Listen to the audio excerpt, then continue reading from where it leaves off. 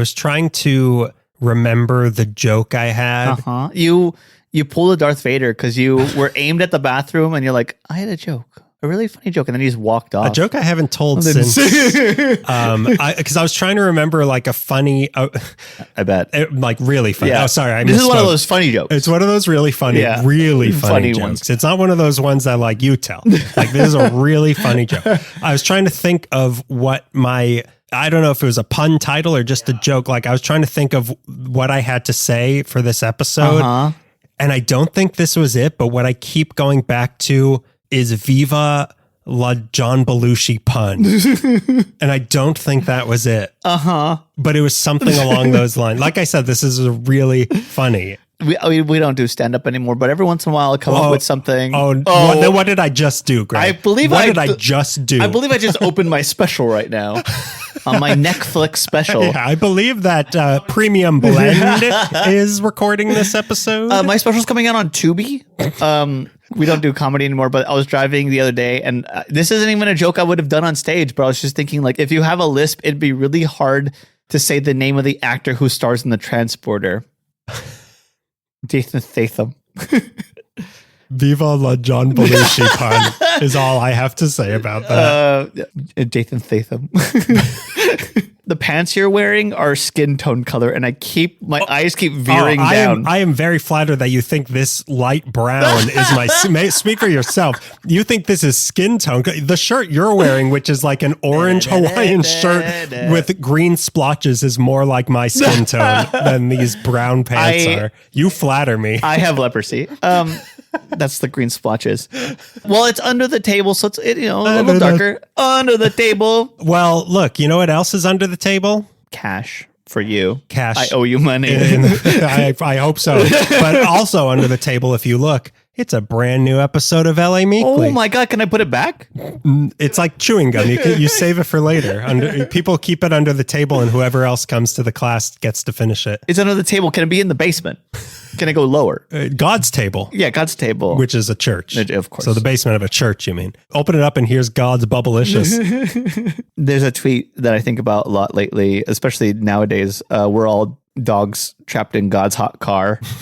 Think about that. Well, hey, that's a good transition into this episode. It sure is. Viva la John Belushi pun. But before we get into any of that, of what we're talking about this month, let's say what we are. We don't even know. This is LA. Did we say this is LA Meekly? Yeah, the Under the Table food. Under the Table podcast. Mm-hmm. This is LA Meekly, the world's LA history podcast. Yeah, the world's LA history podcast. We cover all Los Angeleses in the whole world. Mm-hmm. There might be two. There might be one in Spain. We haven't checked. Might be one in Mexico. There might be. Oh, wait, let's go through all the countries that speak Spanish, actually. There might be one in all of them. Let's go over why they speak Spanish. Let's start there. Yeah. You're not... The cacao bean. What did they do in Cuba when they landed? Oh, God, it's awful. No, I'm glad it stopped there. Hey, they kept doing it? Hey, Cuba was last time. Last time was when we talked about Cuba and the great things that the Castros have done with the place. But this is the world's Los Angeles history podcast, and this is Daniel Under the Table. You will find my fleshy legs, Zaffron.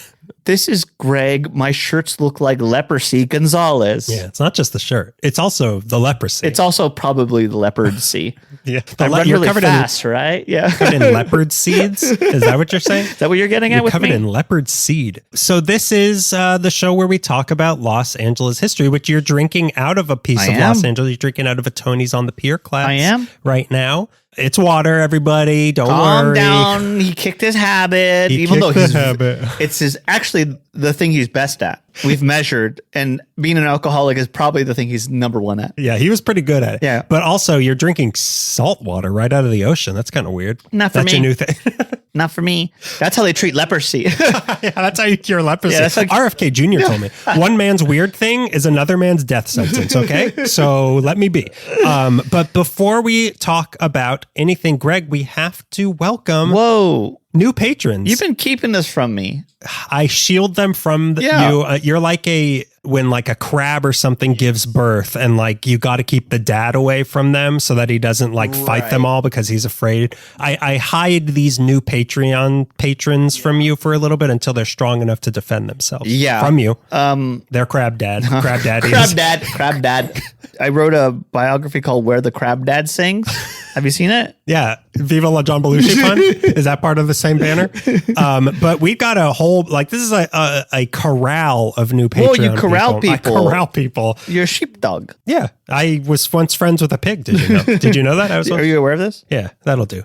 So first, Greg, this is not a new person, but this is someone who upped his amount to support us on Patreon, which is always an option. Always an option. You can only go up Uh-huh. unless you go down. You can go down. You can go down. And many do. But this is upping his amount, James Neff. James Neff, thank you so much, James Neff. And thank you for liking everything I post on Instagram. It means a lot because sometimes I'm really lonely. Oh, that's what he's paying for. Nah. Yeah. Good for him. He's paying so that it won't feel so bad when he stops liking the stuff that you post.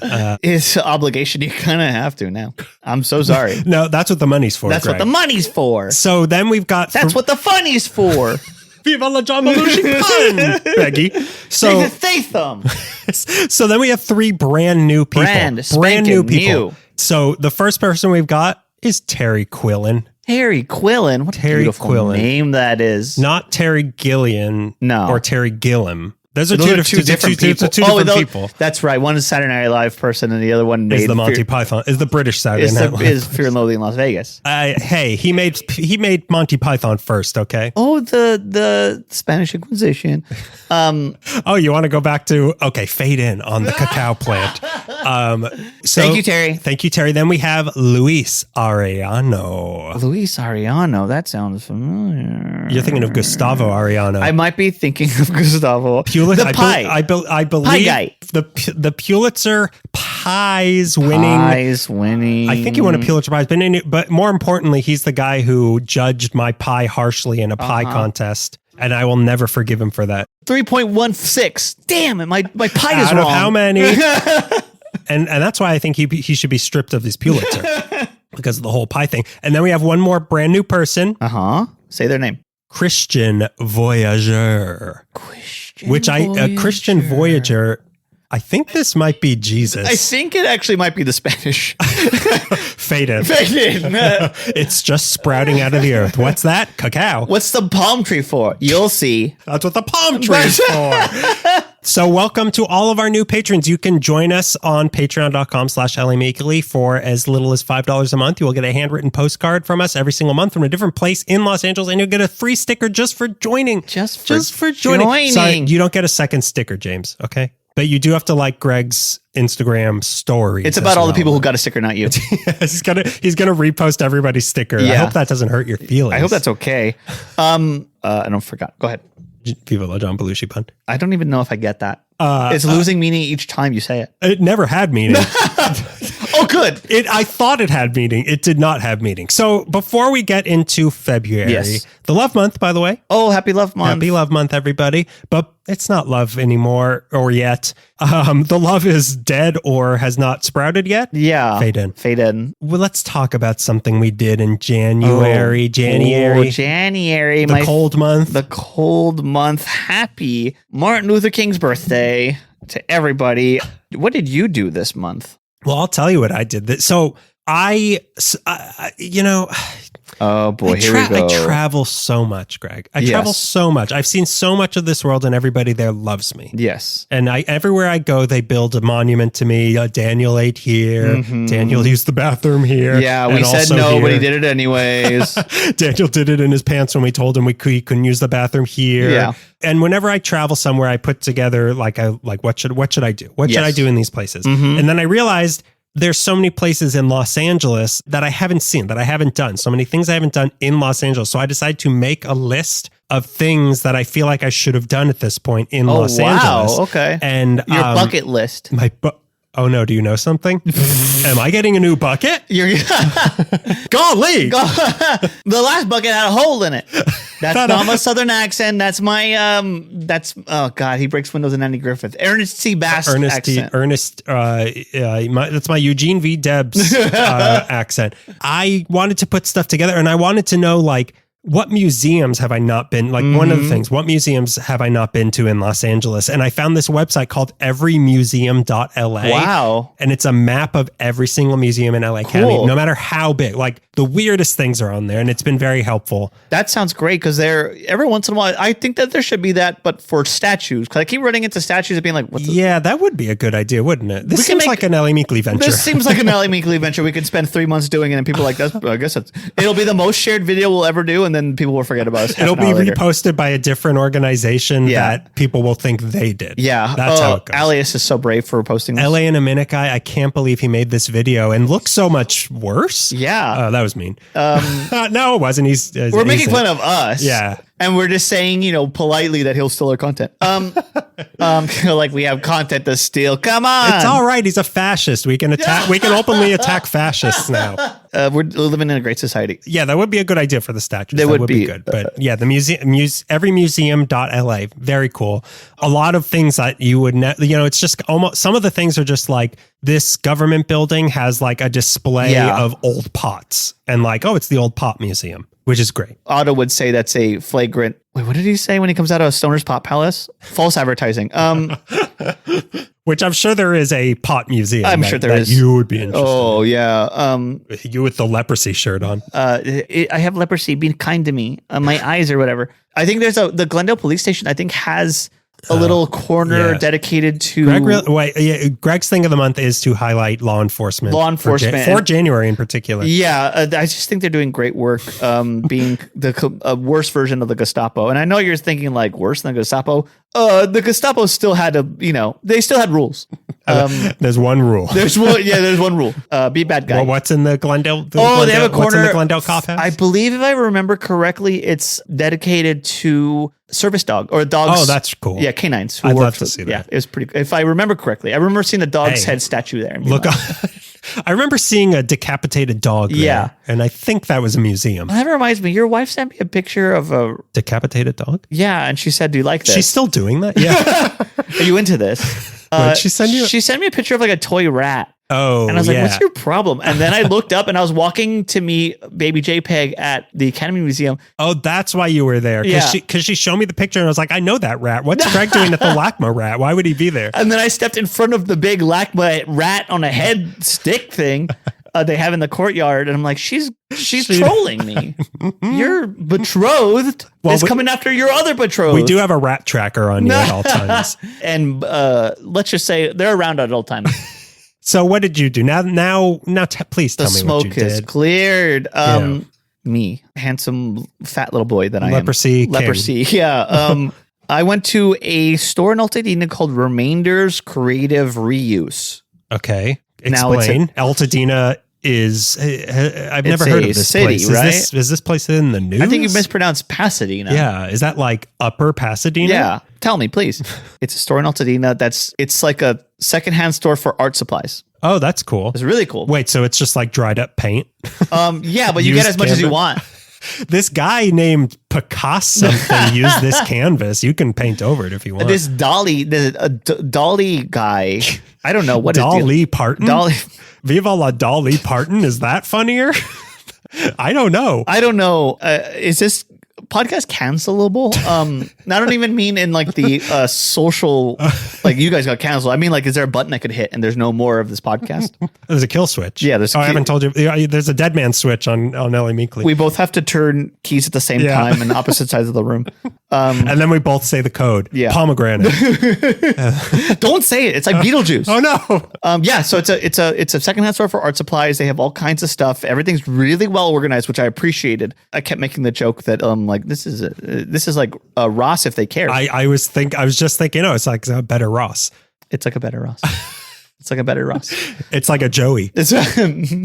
Yeah, but it's a really great resource for artists because art supplies are incredibly expensive. And if that's pretty cool. Yeah, it was. And like I said, everything's really well organized. They have everything from like fabrics to markers to like screen printing and block printing sort of stuff. They had a big bucket full of like brushes and kind of older paint. They have paper and magazines for collages. It's a really great store. You should check it out if you are an artist looking for old crap. What's it called? Remainders Creative Reuse. Okay. Okay, think about it, man. I'll think about it. Think about it. I'll think about it. Think about it.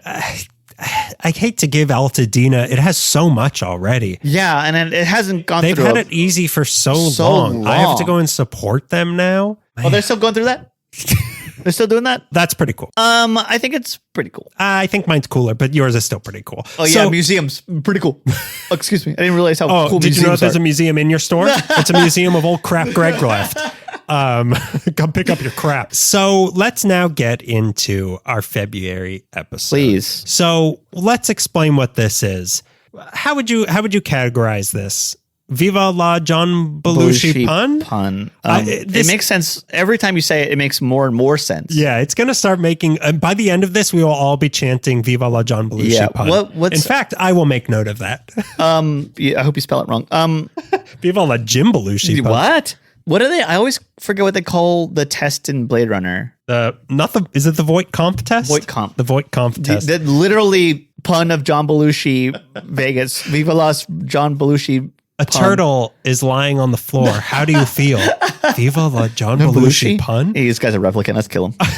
So if I remember correctly, we were going to pick activists that piqued our interests. Yes, but which is it kind of went beyond activism, though. At least with mine. Maybe for yours, yeah. Because mine. Yeah, I mean, it is activism in a way, but mine it almost became, and I don't know too much about your person. Yeah. But it almost became like a revolutionary episode, and which is why I keep saying "Viva la John Belushi pun." Funny, it's still funny. Mine would fall under one of the categories of that, and I mean, it's a subgenre of revolutionary, subgenre of a subculture of revolution, and completely appropriate today. Yeah, that's the thing. Like, as you know, when we came up with it, it was obviously a relevant topic, and even as of just a few hours before this recording, more bad things started happening in Minneapolis, and it became even more. A second person was killed by ICE. I believe today. It's a third person. I just meant filmed, but yeah. Oh well, filmed. Who knows how many? Unfilmed, man, imagine these guys got a body cam. The transparency. Imagine a perfect world where we imagine how many malfunctioning body cams there would be. But yeah, there's a lot of stuff is happening. Like by the time this episode comes out, God knows what the situation. I mean, Minneapolis could be on fire by the time we're done. We're not checking. I can check my phone if you want. I'll check it right now. So we're going to be talking about the revolution. We're going to be talking about some activists, some revolutionaries, and I'm going to get us started. So I don't know either of you two actually, and I'm pretty excited to learn. Well, you know the name. I told you the names. You did, but you know who one of these people are by name. Okay, I'll make you know. Okay, I'll make you know. And I'll make you know. But sleepy boy. But he's talking about me. I'm a sleepy boy, not boy. Phantom. No, Phantom. He's showering right now. I can't be sleeping. Phantom sat out the last episode. He wasn't a fan of small businesses, but Phantom's a big revolutionary. Yeah, he's got a little Fidel Castro hat. He has a Che Guevara poster in his room. We famously who we spent most of one of my segments in the last episode talking about how bad he is. Okay. And you still... Oh, wait, no, that was Fidel Castro. Wait, did you say Che Guevara or Fidel Castro? I said both of them. Okay. I said he's wearing a Fidel hat. Yeah, that's right. Once Fidel Castro found that hat, he never was like, I'm going to get a second style hat. Like, no, this is the hat now. Hitler had his mustache. Fidel has his hat. And what was under that hat? A Hitler mustache. You're just 3 Hitler mustaches in a trench coat. That's America today. Yeah. So let me tell you about my first person. We all know MAGA, and we see how great things go when that ideology is implemented. But indulge me in a flight of fancy away from the perfectly functioning reality we currently live in to consider another ideology, Magon. Which, whenever I read his name, I kept thinking of the Magon. Cipriano Ricardo Flores Magon, to be exact. All 4 of them? All 4 of them. I don't know which one's the first name. Cipriano. He didn't seem to go by Cipriano. People know him as Ricardo Flores Magon. Okay. So the Cipriano, I don't know where it went. Maybe it's always been there. Maybe the Cipriano was the names he didn't use.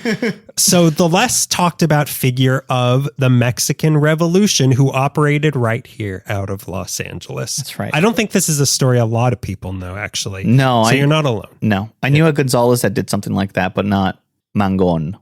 It wasn't me. Okay, Yeah. good. I It wasn't me. It was here you go, trying to again claim that you started the Mexican Revolution. I didn't start it. I was just there when it happened. I said, let's start it. I didn't start it. I ended it. So he was born September 16th, 1873 in Oaxaca, but moved to Mexico City, my alma mater. Oh my God.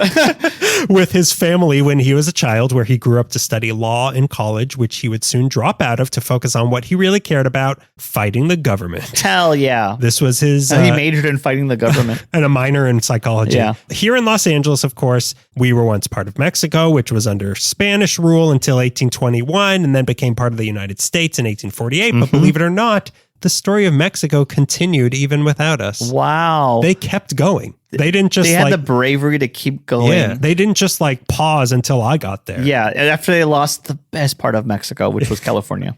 The top part of California. Top part. Oh, we lost Malibu, but in Spanish. All we have is Ensenada. It's like the upside down. A lot more demogorgons than I was expecting in Mexico. Yeah, but I'm okay with them. They're better than the cartels. They're not as bad. Beats the cartels. So around the time Magon was born, Porfirio Diaz came to power in Mexico. Greg's favorite. He loves Fidel Castro. Porfirio Diaz. Speaking of 3 Hitler mustaches in a trench coat, 3 Hitler mustaches in a like Spanish vest. Maybe you would be able to accurately tell me how the Mexican Revolution started, because I've read so many books about, I just want to be like day one. Me with my brown pants, you mean? The brown pants, my flesh, what you think are my flesh brown shirts pants. Are Nazis, brown pants are allies. That means I am very in touch with my Mexican heritage. You know, I don't know. I just know this guy, like I don't know everything leading up to it, but he was... I kind of know things. He was chased out of the country. Oh, okay. Yeah. Okay. So that answers that. Yeah, he was deposed. But they allowed him to leave. They didn't, Saddam Hussein him. Yeah. Yet. He might still be out there. Oh no, he's born in 1817. All deposed dictators moved to Argentina to live forever. Yeah, it's like the Australia of fallen revolutionaries and dictators. So Porfirio Diaz, he came to power around the time that Magon was born in Mexico. Initially, he was a savior of sorts, but he not so slowly started to emerge as an oppressive dictator who would hold on to power for basically the next 35 years he was in power. This is the government that Ricardo Flores Magon devoted his life to fighting. He was arrested for the first time in 1892 for demonstrating against Diaz's re-election, and it would not be the last time for either of those things. Okay. Diaz would be elected many more times, and Magon would be arrested many more times. My fingers are hurting from the quotations around elected. Hey, it was fair when he cast his vote, and he won by 1 vote. Yeah. 1-0. 1-0. It's also who was on the ballot. Was 1-0 with Diaz. Not a second person running. In America, we were wondering who's on first. It was a lot different than the upside down. So he had grown up reading the writings of people like Karl Marx and believed in communal ownership of the land of Mexico by the people of Mexico and for the dissolution of any organized government in the country. Yes. He railed against American interference in Mexico, which was pretty big since having Diaz in command was beneficial to the United States. So the United States was propping up the Diaz Wasn't regime Doheny big with Diaz too? Or the guy after Diaz? The guy after Diaz was that was like Pancho Villa and that like right. Zapata, yeah. No, they wouldn't run the country. They didn't run the country, but they were the people who took over after Diaz were the revolutionaries that I don't think Doheny had anything to do with. Okay. But yeah, I think that he had I think he like controlled some towns. I don't know the full story. What do I have, an LA history podcast? I don't know. I did the research, I don't remember. So Magon railed against what he called the 3-headed hydra of capitalism, the state, and the clergy. Love this guy. Love everything he's saying right now. Why does he have to take down the clergy? Oh, come on. In short, Magon was an anarchist. This was his political ideology, was anarchy, an ideology whose goal he defined as establishing peace forever among all the races of the earth by the suppression of the fountain of all evils, the right of private property. So he believed in no private property, no borders, no government. Yes. He's an anarchist. But that was not a label he was willing to give himself openly in the beginning because he was afraid it would scare people off of his message, which he tried to spread through the group he co-founded with his brothers Enrique and Jesus and a few others, the Junta Organizadora del Partido Liberal Mexicano, or the PLM, in 1905. This was their group. Okay. But even before before that, they were getting their message out through the paper they started in 1900, Regeneración. Okay. Regeneration. Thank Greg, you. Please. Thank you. You're wearing the... Yeah. I'm wearing the brown pants in this relationship. This was an anti-Diaz newspaper that was censored and shut down by 1901. And Magon was arrested and thrown in jail for 2 years for printing it. Wow. Never mind. What? Do any copies of that survive? There's like, I saw like, there were many iterations of this, but I saw like pictures or representations of like the cover page. But yeah, I'm sure you're arrested, but you can keep these in circulation. We're going to put them in a museum for later. We'll find an archive for them. I know that my time is limited. Yeah. These are going to be valuable. Yeah. You're going to want to hold on to them. Yeah, you're going to keep this and all these Pokemon cards. He continued writing from jail and sent out the foreboding message that no liberal party in the world has the anti-capitalist tendencies of we who are about to begin a revolution in Mexico. Sounds good. So he was like, he was not liberal. He was he was the far left side of the spectrum. Mm-hmm. When he was released from jail, he started a new paper called El Hijo del Ahuizote, which Ahuizote, I guess, is an Aztec water cryptid. Okay. Which we want pretty cool. Want to look into Write that down. Write it down. Pause everything. Yeah. Change your research to that. So he was again quickly jailed for printing this, and seeing this pattern, he and his brothers decided it was no longer safe for them in Mexico. So they fled north. They're going to start a podcast. We're going to go to some other country that you haven't heard of, and we're going to start a Tumblr page. So I think that'll take care of it. We got a VPN. So they fled north to the always welcoming to Mexicans United States of America. Boy, oh boy. They moved to Texas, but he still wasn't safe as the Diaz government had put out bounties on Magon's head. So there were some... What? Sorry, I'm so sorry. Yeah. Was Bosk there? Is that what you're going to ask? There. Was IG-88? He went to Texas. This was like early 1900s. This was, like 1903, 1904. I'm just trying to remember what when the Alamo was. Yeah, I'm trying to actually remember I think it was much before that. Okay. Trust me, in 1903, Texas was America. Yeah, I just wanted to know for how long. Were we at state before they were? That's a great question. I don't know. I feel like no, but 1848 is when the Mexican-American War ended. Yeah. So it had not been a state for that long. But look, this isn't a Texas history podcast. You keep trying to turn the sound of me scribbling things out. You're Marco Rubio. Forget the Alamo. Forget the Alamo. So, I already forgot it. So they moved to Texas, but he still was. So like I said, he had bounties on his head. Yeah. So there were some kidnapping and assassination attempts, which forced him to move further away from the Mexican border to St. Louis, Missouri, which is where the PLM was officially formed in 1905. But even there, he wasn't safe. So he fled even further north to Canada for a little bit. But for some reason, he returned to El Paso, where by this point, there were so many bounties on his head from private detectives, bounty hunters, and even two of the first officers in the Bureau of Investigation, which would become the FBI, were after him. Like this was one of the early proto FBI cases, was tracking down Magon. So there were so many people after him, he had to go hide out somewhere nobody was looking. Los Angeles. Hollywood. Magoni. I love the idea of him going to Canada like, I'm safe. I'll have one horchata, please. And like, what is that? He's like, back to El Paso. Back to danger. What's this salsa you have on this poutine? Oh, no. I gotta get out of here. So here he continued his same crusade in Los Angeles and resurrected Regeneración out of an office on East 4th Street downtown. Mm-hmm. Through this paper...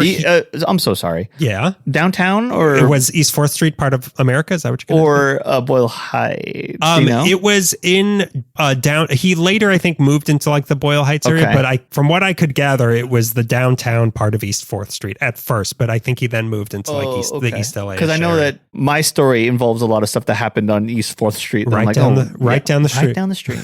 So through this paper, he began to reach like-minded people around LA and started to add to his following of Magonistas, as they were called. I'm something of a fashionista. Does that make me a revolutionary? Am I an anarchist, Greg? I'm something of a pizzanista. These were migrant workers. They were journalists. They were miners, above the age of 18, though.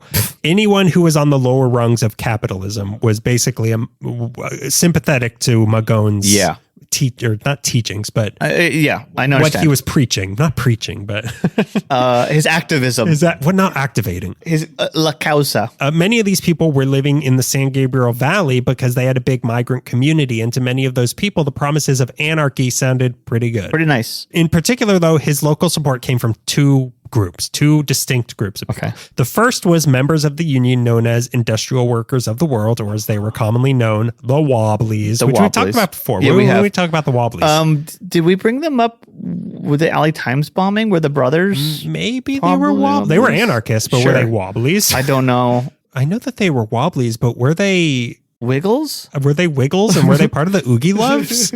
Their main goal was to have the Wiggles are the biggest Wobblies you've ever seen. My God, radical. Their main goal was to have every worker in the world to be part of one giant union, regardless of their job or their race, and they were deeply anarchist in nature. The Wobblies. The Wobblies. The second group was Italian anarchists. Also, the Wiggles, a lot of crossover there. They had a pretty strong presence in LA, Italian anarchists, so they let Magon hold his meetings at the Italian Hall, which is now the Italian American Museum of LA. At Olvera Street. Yeah. And that building is on the National Register of Historic Places. The Italian American Museum of LA famously told us they wanted nothing to do with us early on in the history of LA Media. It was maybe the fourth episode. Yeah, and they said, no thanks. I do not want anything to do with it. And I can't think of a smarter decision than any part.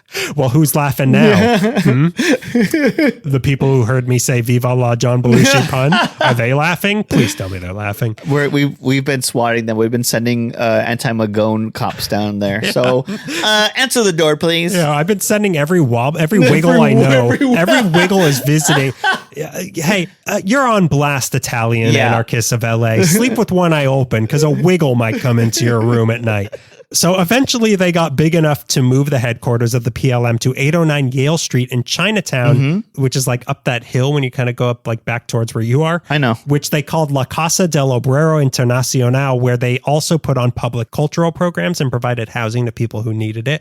But despite trying to stay relatively under the radar and communicating with members in coded letters, Magon was once again tracked down by a private detective working under the command of Porfirio Diaz in 1907. They attempted to extradite him back to Mexico, but he was actually represented in court by Job Harriman, who was the guy who went on to found Llano del Rio that we talked about, and managed to keep him in the United States, but he did get sent to federal prison for 18 months. And that's crazy that Diaz has so much on his plate and he's still chasing this guy, this anarchist who was printing a newsletter. No,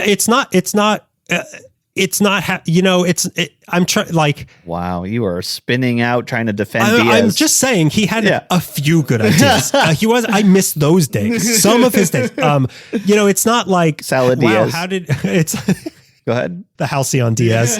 It's not like he had so much to worry about. Yeah. These crazy people waste their time on these stupid things. I guess so. And that's why they fail. That's why they crumble. You're right. Yeah. You're right. I didn't think of it as a bad move. Yeah, I mean, in the end of things, it actually was a really good move, but still like seemingly very petty. School me. But upon release and his return back to Los Angeles, he unleashed something that truly changed the world, the precursor to the Mexican Revolution. Cool. Under his command, on January 29th, 1911, an army of Magonistas seized control of the town of Mexicali, just south of the California border in Mexico. Okay, this is why he was chasing him. Exactly. Okay, he didn't do this yet, but his intuition was right about this guy. Sure. It wasn't just Magonistas, but it was a lot of other people. So Anti-Diaz people and a lot of Magonistas. And it was orchestrated mostly by Magon. It was a mostly bloodless coup. The only person killed was a jailer who refused to cooperate. And the Mexican government was so corrupt and distracted by other homegrown revolutionary rumblings that the Magonistas retained control of Mexicali for quite a while. Really? And back in LA, Magon continued to raise money to keep their occupation going. A week after this, he held a meeting at the Los Angeles Labor Temple to raise money where Jack London wrote them a manifesto that read this. This was such a long quote. As I was writing, it was like this. But this is so good. Yeah, I have one of those too. White Fang. So this is what Jack London wrote for them. Okay. We socialists, anarchists, hobos, chicken thieves, outlaws, and undesirable citizens of the United States are with you heart and soul. Straight up love Jack London for that intro. You will notice that, and they were woof woof. You will notice that we are not respectable. Neither are you. No revolutionary can possibly be respectable in these days of the reign of property. All the names you are being called, we have been called. And when graft and greed get up and begin to call names, honest men, brave men, patriotic men, and martyrs can expect nothing else than to be called chicken thieves and outlaws. So be it, but I for one wish there were more chicken thieves and outlaws of the sort that formed that gallant band that took Mexicali. I subscribe myself a chicken thief and revolutionist. That is wonderful. That is Jack London's manifesto for the Magonistas. Pretty cool guy. Pretty cool guy. And didn't he surf or something? Didn't we learn that he tried to learn how to surf? He was trying to learn how to surf. He wrote about it for sure. He was also, I didn't learn till late in life that he was also rode freight trains, which I think is so cool. Did you know that he also... He's a Wiggle. He was a member of the Wiggles, and he was the first guy to ever do a 900. Did you know that about Jack London? Did you know he's actually Shaun White? You know the flying tomato? Well, this is the flying socialist. And the Magonistas didn't stop with Mexicali, though. On May 9th, they pushed even further into Tijuana, but the Mexican government was better prepared this time. A battle did ensue that killed 32 people, but the Magonistas and those who had joined them triumphed, and they took control of Tijuana. And they also took control of Tecate. Mm-hmm. They took control of a few Tecates after that victory. Am I right, buddy? Am I right? Greg, put the Tecate down. And Ensenada as well. Really? I put the Ensenada down. So they basically were like, there was a mini revolution taking place in the northern part of Baja California. That's crazy. Over these cities, they flew the Magonista flag, which was red and said the words Tierra y Libertad. Earth and liberty, land and liberty. Yeah. But this is not the story we know of the Mexican Revolution. This is not the story of Pancho Villa. This is not Viva Zapata, Viva Jambalucion. Mm-hmm. That's what I was trying to say. Thank you. Viva la Jambalucion. That's what I meant. That's what that is actually pretty funny. That's pretty funny. Yeah. That's what I was trying to say. All right. Okay. It was worth you saying 30 nonsense phrases to end up there. Viva la Jambalucion. That's what I meant to say. Yeah. It's pretty funny. Yeah. So that's because Magon was not a great revolutionary. Okay. That's why this isn't the story of the Mexican Revolution. Okay. He didn't photo well. He sweat a lot on camera, and he looked worse than Nixon, they said, and we didn't even know who Nixon was at the time. There's some revolutionaries that are just born to be a poster. Yeah. This guy's better writing manifestos. He's got a face for manifestos. I look at pictures of Zapata, I'm like, yeah, he looks pretty cool in a poster. Che Guevara, though. Che Guevara. Hot stuff. Hachi Machi. Not great at being a revolutionary, but boy, put him on a poster. I'm like, what? I need to know everything about this guy. The Cuban cutie. So his army, quote unquote, wasn't very well organized. And most importantly, Magon refused to join them in Mexico. Wow, really? For whatever reason, he would not leave Los Angeles and go lead the people fighting under his ideology down in Mexico. Gas prices, bro. I can't afford the trip. The surfliner is so expensive. I lost my passport. I got stuff cooking. So he wouldn't join them down in Mexico. So without true leadership or really any instructions from Magon, Tijuana kind of devolved into a lawless Wild West town under Magonista occupation. Wow. Then tourists from America started coming down from San Diego to watch the lawless things that started going on there. They had gunfights to the death. People would come to watch gladiator fights. 1989. And would pose for pictures with the Magonistas, and they would buy postcards. It became like a joke of a revolution that was happening. That's upsetting. It just wasn't well organized. Yeah. So without any further direction, the Magonista Revolution failed on June 22nd, and Mexico reclaimed the cities, which resulted in about 30 more deaths. Wow. It was written about his role in the whole debacle. As a leader of men, his incompetence was truly breathtaking. We could all hope to achieve that one day, where someone says, I know, they messed up so bad, it's astonishing. It was beautiful. One would say a beautiful disaster. So his refusal to join the troops in Mexico, fighting under his ideology, was seen as a cowardly betrayal of them, and slowly he started to lose the support that he had built up. I could see that. First among Mexicans, then among the Wobblies, and then the Wiggles.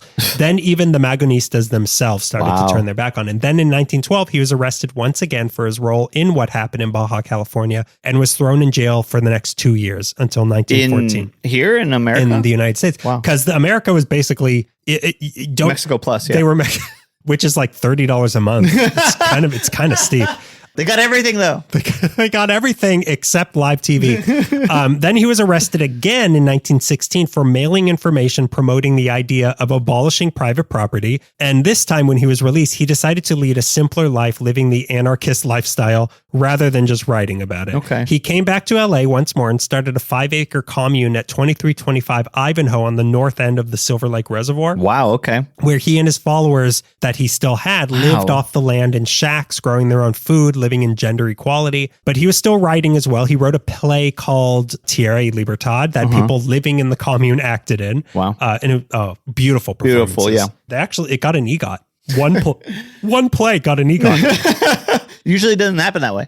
Usually, I mean, it doesn't even make sense, but it happened. And he also kept publishing manifestos like the one that included the line, "The death of the old society is near. It's being whispered in the bars. It's being whispered in the theaters. It's being whispered in the streetcars and in every home, and especially in our homes, the homes of us, the homes of those at the bottom." Wow. A line that contributed to his final arrest in 1918 under charges of violating the U.S. Sedition Act. For this, he was sentenced to 20 years at Leavenworth Prison in Kansas. Oh my God. But even from prison, he kept writing and even began to radicalize the other prisoners in there with him. The Wobblies and the Wiggles, famed anarchist Emma Goldman and Eugene V. Debs lobbied to get him released from jail, but Magon ended up dying there on November 21st, 1922.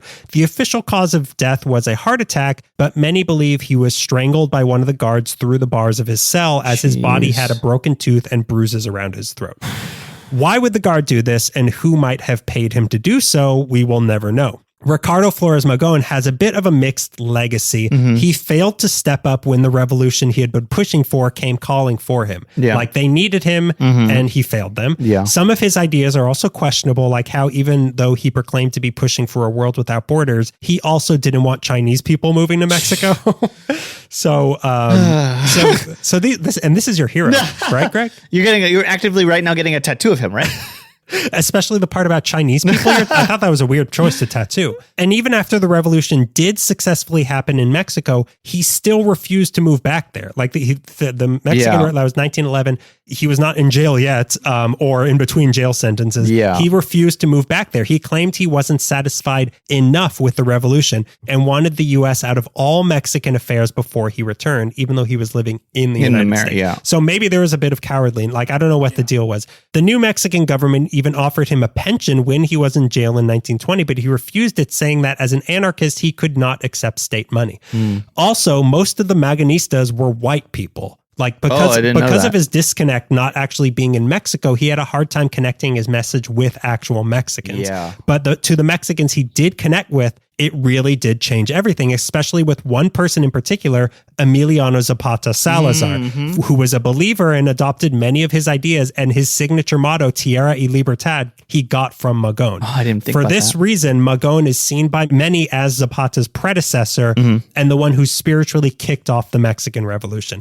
All from the comfy safety of Los Angeles. He's been given a place of honor in Mexican history, which he would have hated. And in 1945, his remains were reburied in the Rotunda of Illustrious Men in Mexico City, which he also would have hated. What he probably... You buried me on private property? Just throw me into like a public park or something. What he probably would have been more proud of is that he is also seen as the seed that sprouted into the Chicano movement. And that in 1968, Regeneracion, however you pronounce it, was restarted by a Chicana activist named Francisca Flores right here in Los Angeles. The town he had to be dragged out of by federal agents.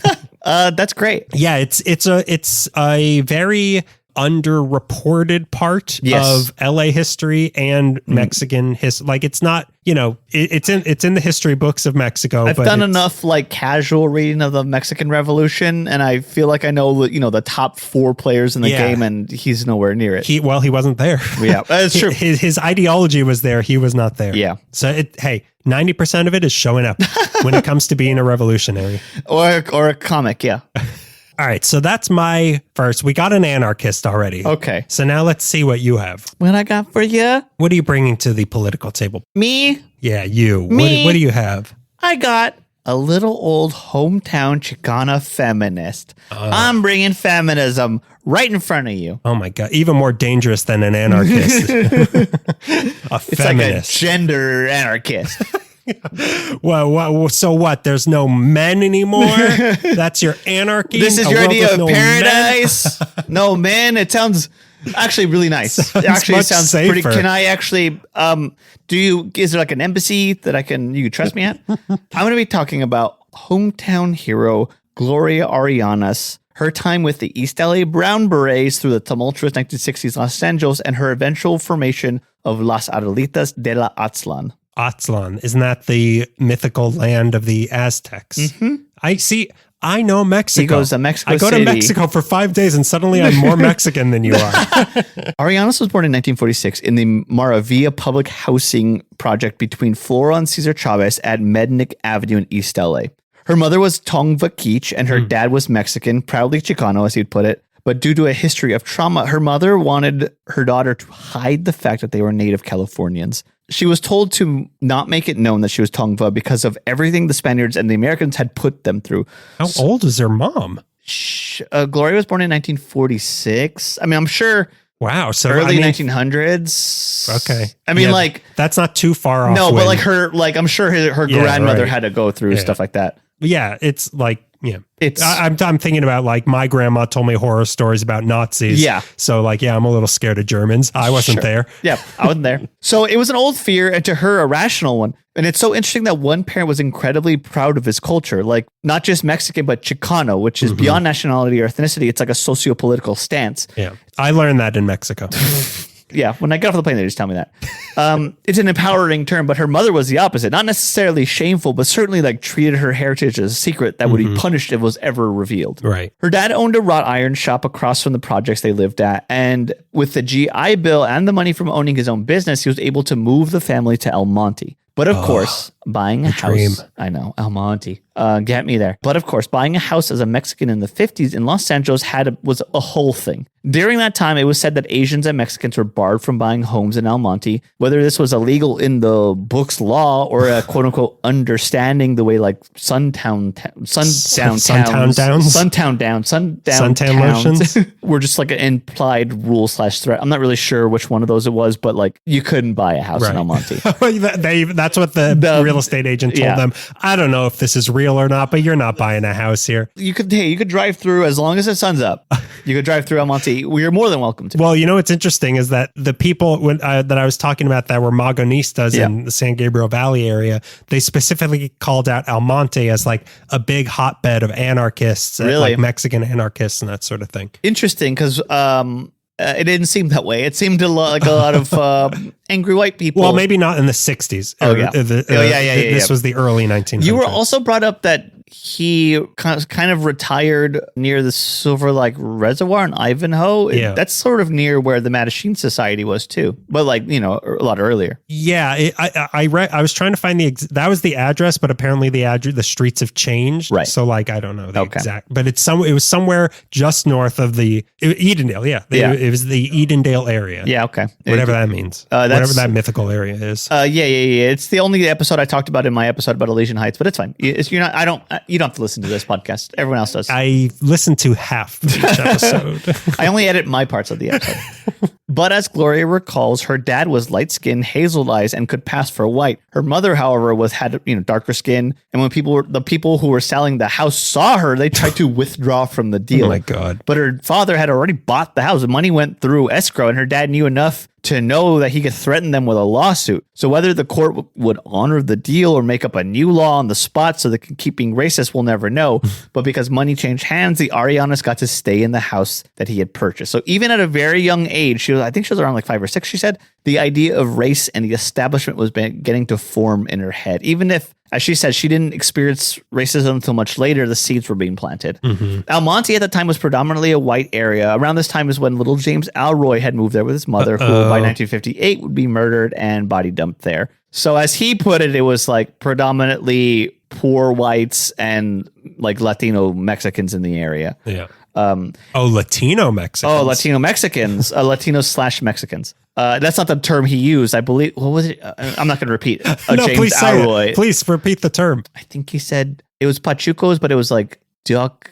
Oh yeah, The duck, because the hairstyle. The hairstyle was like, but he like a duck ass hairstyle or something like that. He kept saying DuckTales woohoo. Woohoo. And it didn't mean anything at the time. Anyways, Almonte had a strong Mexican population and they had to deal with racism on the streets and in school. They had to walk in large groups to protect themselves from people who would drive by yelling racial slurs or wanting to pick a fight. For anyone who doesn't know, a majority of the quote unquote vicious LA gangs everyone is scared of, this is how a lot of them started, was just like, hey, let's just walk together. Hey, I listened to my parts of these episodes. Yeah. I learned that in the gang episode. I learned that in the Daniel part of an episode. But the group started forming these in like the late 50s, early 60s at the tinge of the revolution that was about to happen. It was during these days, her high school days at Almonte, where she would begin to lean into the idea of change and betterment for her community. And it stemmed from being in these large groups for protection. One of the parents suggested the group come over to their place and they all began discussing forming a youth council and figuring out community activities. Another person to help them all out was a school counselor named Jack Barton, who would encourage like two groups of kids fighting with each other to meet and talk it out. And it sounded like, at the very least, the two groups, who Gloria referred to the other group as surfers, the two groups would just start hollering and being hateful, and then they would exhaust themselves out, and they would just begin talking and recognizing the other side as people, which is like the least two groups at war can do, is like recognize. I know you refuse every time I say this to watch West Side Story, but you just described West Side Story. And like you love it when you say it, but you don't like it when Roger Hammerstein or whoever wrote the West Side Story. I wish that Natalie Wood could sing it to me. I wish Natalie Wood was not white. Yeah, I'll watch it as long as Natalie Wood's, know. But being a fighter, being on the heavy side, she was kind of on the heavy side when she was younger, and being bullied, and she grew a thicker skin. All this was part of what made Gloria Arellanes feel more comfortable as the youth groups she was in became more militant.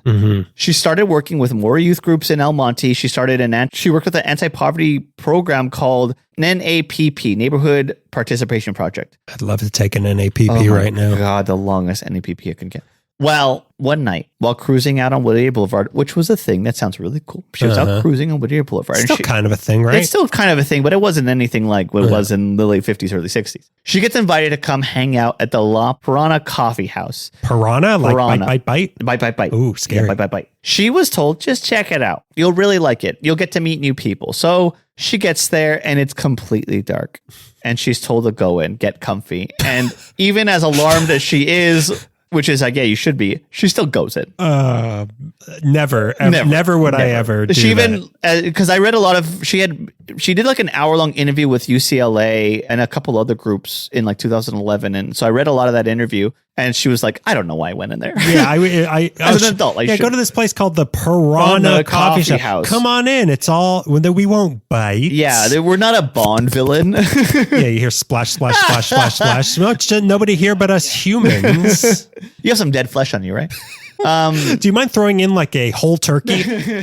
And she gets there and it's dark, and there's a whole group gathered there in the dark. They're in the dark because a sheriff department would roll by and flash floodlights into the windows looking for people, and they would have to sit back or hide, because this wasn't just a party. This wasn't a hangout. This was a meeting of the young, it was first called the Young Citizens for Community Action, later become, same acronym, Young Chicanos for Community Action Group. This was the first iteration of the Brown Berets that she was just walked into. Which we briefly talked about a long time ago. Our Marches episode, a long time ago, maybe our first year of doing this. Part of the walkouts, part of the Chicano Moratorium, which was both the same episode, I believe. Yeah, I think it was the protest. Wait, no, that couldn't have been, because I remember. Oh, was it? I feel like that must have been in the first Trump iteration, right? No, I think we did it pre-Trump. Wow. Yeah. We had no idea. We had no idea that it was going to how bad it was going to get. We thought, oh man, we got to protest some stuff Obama's doing. This guy's out of control. Yeah, we did a parades episode and a marches episode, and my three marches were all. It was like the walkouts, the moratorium. Not parades, protests. The protest Parades was a different thing. No, That's not I'm protesting the end of the past year. The past year ending with the Rose Parade. Yeah, the Rose Parade. No, I'm saying there was a parade episode and there's also marches. And the marches was marches/protests. Right. And I did like the immigration March Madness. March Madness, yeah. Immigration reform walks of 2003. I don't listen to your halves of the episode. They're really bad. He kind of doesn't know how to research or talk. Or read. Or kind of read. Okay, so she goes to the La Prana coffee shop. It's a meeting. It's a group that's eventually going to become the Brown Berets. It's a meeting, Mario. And La Prana Coffee House in Boyle Heights is now in the National Register of Historic Places. Really? Uh-huh. Really? Yep. That's crazy. It's not the coffee shop anymore, but the building that was, for that reason, not for something else. For being the headquarters of the Brown Berets. Wow. Yeah. In an interview in 2011, she remembers that as being a place on Olympic Boulevard, which confused me because when I was going through all the LA history websites, the addresses were all over the place and I wasn't clocking that it might have been a different coffee shop. Like, I don't know if that was a chain or not, or it was just like a coffee shop. But I think the one's on the National Register. School of Piranhas? The one she went to was on Olympic and Goodrich, but the one that's on the historic registry is 1639 East 4th Street, which is now preserved. Anyways, they moved around a lot. The Brown Berets moved around a lot because like the La Prana coffee shop was not attacked, but sort of threatened by the sheriff's department and other groups into just closing out. Another spot they were at on Soto Street was robbed and firebombed Christmas morning in 1968. They moved around 4th Street a lot. The one that is famous, though, is across from Roosevelt High School. That's where they stayed the longest during the most crucial time of their existence. Anyways, back to the coffee shop. The coffee shop, they were meeting at a time that the coffee shop itself was going out of business. And it was going out of business because it drew a lot of young activists. They would all go there and meet and hang out and discuss social actions together. Why was that making it go out of business? Because they're young. They can't afford the coffee. Yeah, basically. It was just young Latinos meeting together, and I'm sure the sheriff's department is like, no thanks. I thought, okay, so it's not like it's going out of business, not for financial reasons, because they're getting harassed out of business, basically. So the group of young future Brown Berets were growing and were ready to challenge all the hardships that they were being put through by just virtue of their color and culture. They were ready to fight against police brutality. They wanted more bilingual opportunities. They were tired of being excluded from colleges, tired of being excluded from well-paying, respectable jobs. They were tired of living conditions that American society had corralled them into. The Brown Beret group, led by David Sanchez, really stemmed from two other groups. Some of the members came from Camp Hess Kramer Youth Empowerment Camp. This camp was a Jewish youth camp in Malibu that would host an annual camp for Chicano students. This was thanks to Rabbi Alfred Wolf, who was an administrator at the Hess Kramer Temple on Wilshire Boulevard in Koreatown. He was incredibly progressive. Let me tell you something about Jewish camps. Yeah. Let me tell you something about being Jewish and Chicano in this city. Here he goes. Yeah. I was never a part of this, but there is a bit, and my cousins were. Yeah. In New York, there is and I guess they did it here too. There's like you'd go to like the Catskills or something, and you would go to these Jewish camps, and they were like communist camps. Like they would like I don't know exactly. I just would always hear like, oh, they're going to communist camp. That's pretty funny. Like instead of summer camp, you go to these Jewish camps that just like teach you about communism and socialism and stuff, and they just like make you liberal. Like it's everything that Republicans are afraid is happening. It's actually like happening. It's real. It's happening in the Catskills. But yeah, I never went to one of these camps. It shows. Lizard meme. Rabbi Alfred Wolf, incredibly progressive social activist, and stood on the line with young Chicanos on the issues of police brutality, among many other things. In 1963, he helped to organize the Chicano Youth Leadership Conference with the purpose of gathering the most proactive Mexican-American high school students in Southern California for a leadership training communist camp. There you go. Another Jewish man who provided support was a trouser manufacturer named Tobias Kutzin, Kotzin, who employed many Mexican-American women for the LA factory to make his trousers. He was a huge benefactor and sponsor of these youth conferences. Not only were these camps good for showing the path to young Chicanos on the brink of social change, it was a way for all the future leaders to meet each other and find out what was going on in each other's lives that they weren't aware of. Experiences were being shared and connections were being fused at these camps. Trousers were being sewn. And sometimes ripped apart.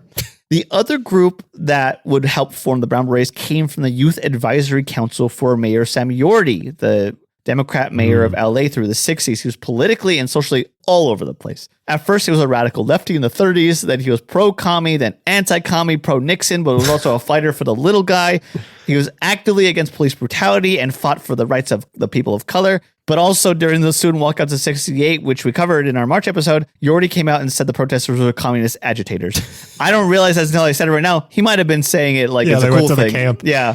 Actually, these guys are communist agitators. Like, oh, that's a compliment. They went to this communist. They went to camp and they went to summer camp. It's the Jews, and they're like, okay, get Grandpa off It's stage. the commie Jews. No, I like that. No, it's a good thing. Look into the Catskills. Look to the Catskills. You will find the commie Jews. So I don't know how this youth advisory council had a selection of future Brown Berets, including David Sanchez, the leader of them, but some of them stem from his youth council. But both these groups had a goal of social empowerment and civic engagement and were made up of young Mexican-American youths. As David Sanchez would put it, the goal of the Brown Berets was to unite our people under the flag of independence. By independence, we mean the right to self-determination, self-government, and freedom. Our land was stolen from our forefathers. Hell yeah. So now Gloria is part of this group, and in a short amount of time, David Sanchez would purchase for his members a piece of uniform that would distinguish them Brown Berets. He made an order for berets. They came in. They were brown. The berets on were purpose? On purpose. Okay. It wasn't like brown pride. Okay, but it wasn't just like they got the order wrong. Yeah, they're supposed to be green. We're supposed to be the polka dot berets. As they would put it, the berets were brown like my pants. They had tan. Thank you. Brown like your skin. He's got that nice Jewish brown thing going on for him. You can only get from commie camp. that strong Catskill sun turned him a nice Jewish brown. As he would say, the berets were a psychological symbol of unity. And much like the civil rights training that black people had to go through, the brown berets were being taught to not engage in violence, not retaliate to aggression. They felt like protesting. And as Gloria remembers, quote unquote, never argue with somebody because it cuts your channel of communication. She would explain that once an argument veers into personal emotion, it robs the issue of how objectively wrong a situation can be. Talking about how your feelings about police brutality and your experiences in an argument can seem essential, but what's important is that no law enforcement authority should retaliate violently to a non-violent situation. Law enforcement shouldn't tear gas a group of non-violent protesters. That's objectively true. You don't need to bring your emotions in. You can, but like the argument at hand is objectively, this isn't right. Yeah. And as thick-skinned... in theory, in theory, she's correct. Yeah, in theory. But it's just that... they're so good at it. Yeah, they love tear gas. They love tear gas. Yeah. It's just that the other half isn't holding up their end of the bargain. It wasn't Malcolm X. Who said... it was Malcolm in the Middle. It was Malcolm in the Middle said that... Life is unfair? Life is unfair. Nonviolence protests only... It might have been Malcolm X. Nonviolence protests only works when your enemy has a conscience. And Malcolm in the Middle said this to Reese? He said it to Dewey. I'm just glad you undercut everything I say. And as thick-skinned as Gloria was entering into the Brown Berets, it still took getting used to, because the agenda for community activism in the late 60s for the Brown Berets included outreach and publicity to make their cause known and to garner support. And one day, I mean, this happened several times, but she remembers very clearly one day passing out flyers at East LA College, and a family walked by, and the man in the family took the flyer, crumpled it, and threw it at her feet and said, "Chicanos," and walked away. This was a white man or she didn't say. She didn't say. But I know that she had her feelings hurt. And she just had to take it. And she couldn't react because a militant group of young brown kids wearing berets could easily come off visually as a violent group of radicals. And leather jackets. So this is concurrent or before or after the Black Panthers? After. Who have a similar look. A very similar work. They actually took a lot of their look from Black Panthers. They wanted to be the Brown Panthers, basically. Okay. That's like a mountain lion. Yeah, that's why they had to change the name, because they're actually on the endangered species list, and there's a lot of paperwork for that. And they also, I don't know if I put it in here, that they marched with the Black Panthers and showed up for Black Panther rallies and solidarity with them. If you look like a violent group of radicals and you were ever retaliate when you look like a violent group of radicals, you lose all credibility as a serious activist group, especially a nonviolent one. So she had to take it on the chin. But after some time, they were able to build confidence in the community, and it was seen that their activism was for the public's benefit. So they started to really gain community support this way. Okay. They marched in the Poor People's Campaign, which was organized by Martin Luther King, and called for the government to change conditions for poor people of the country. This, Arianes would say, really opened her eyes to the power of change through social justice. David Sanchez took a liking to Gloria, and soon she was given the position of Minister of Finance and Correspondence of the Brown Berets. She'd be the only woman on the leadership team. But that role came with an ulterior agenda. There was already in the Brown Berets and a lot of other groups a male-female divide. And Gloria found herself having to be the go-between to bridge this divide. And another big part of the outreach for Brown Berets was their community newsletter, La Causa, La Cause, Thank you. La Causa. And Arellanes again took a leadership role in this, designed and edited La Causa, and the ladies of the Brown Berets did all the art and lettering for it. So the women made it look nice. Made it look nice. In 1969, the Brown Berets established the East LA Free Clinic on Whittier Boulevard, and Arellanes was put in charge of running clinic. I think she was like 24 at the time. But this was a big push that all the Brown Berets really wanted everyone in the community to have access to medical care. That's very Black Panther-y. This is very Black Panther-y, yeah. Soon the clinic would be going by the name Al Barrio Free Clinic and offer the community drug addiction counseling, physicals, STI screenings, immunization shots, and counseling for unwanted pregnancy, among many other treatments and exams. For free? For free. Wow. Free clinic. Through and through, the staff were still activists. And in 1969, when the prisoners of LA County Jail were on a hunger strike to protest the conditions there, the staff of Al Barrio Free Clinic joined in solidarity. But the divide within the Brown Berets was not inching to close. Women remained out of leadership roles and were often tasked with cleaning up after the boys, sometimes emotionally, sometimes quite literally cleaning up.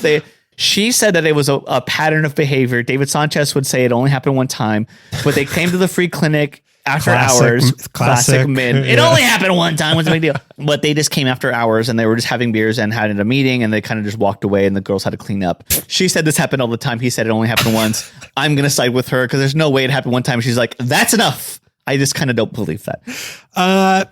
I side with the men. I side with, as I usually do, with the boys. She brought this up to Sanchez and hoped they would run down the chain and let them know how inconsiderate they were being, but the situation didn't improve. She felt like there was only one course of action. It wasn't just a problem. The Brown Berets, as I said, was a problem throughout social activist groups through the 60s. And yes, to this day, across the color and age lines, women are subjugated, harassed, belittled, and bullied within groups that have mission statements about creating unity for all people and still like, yeah, but not the girls.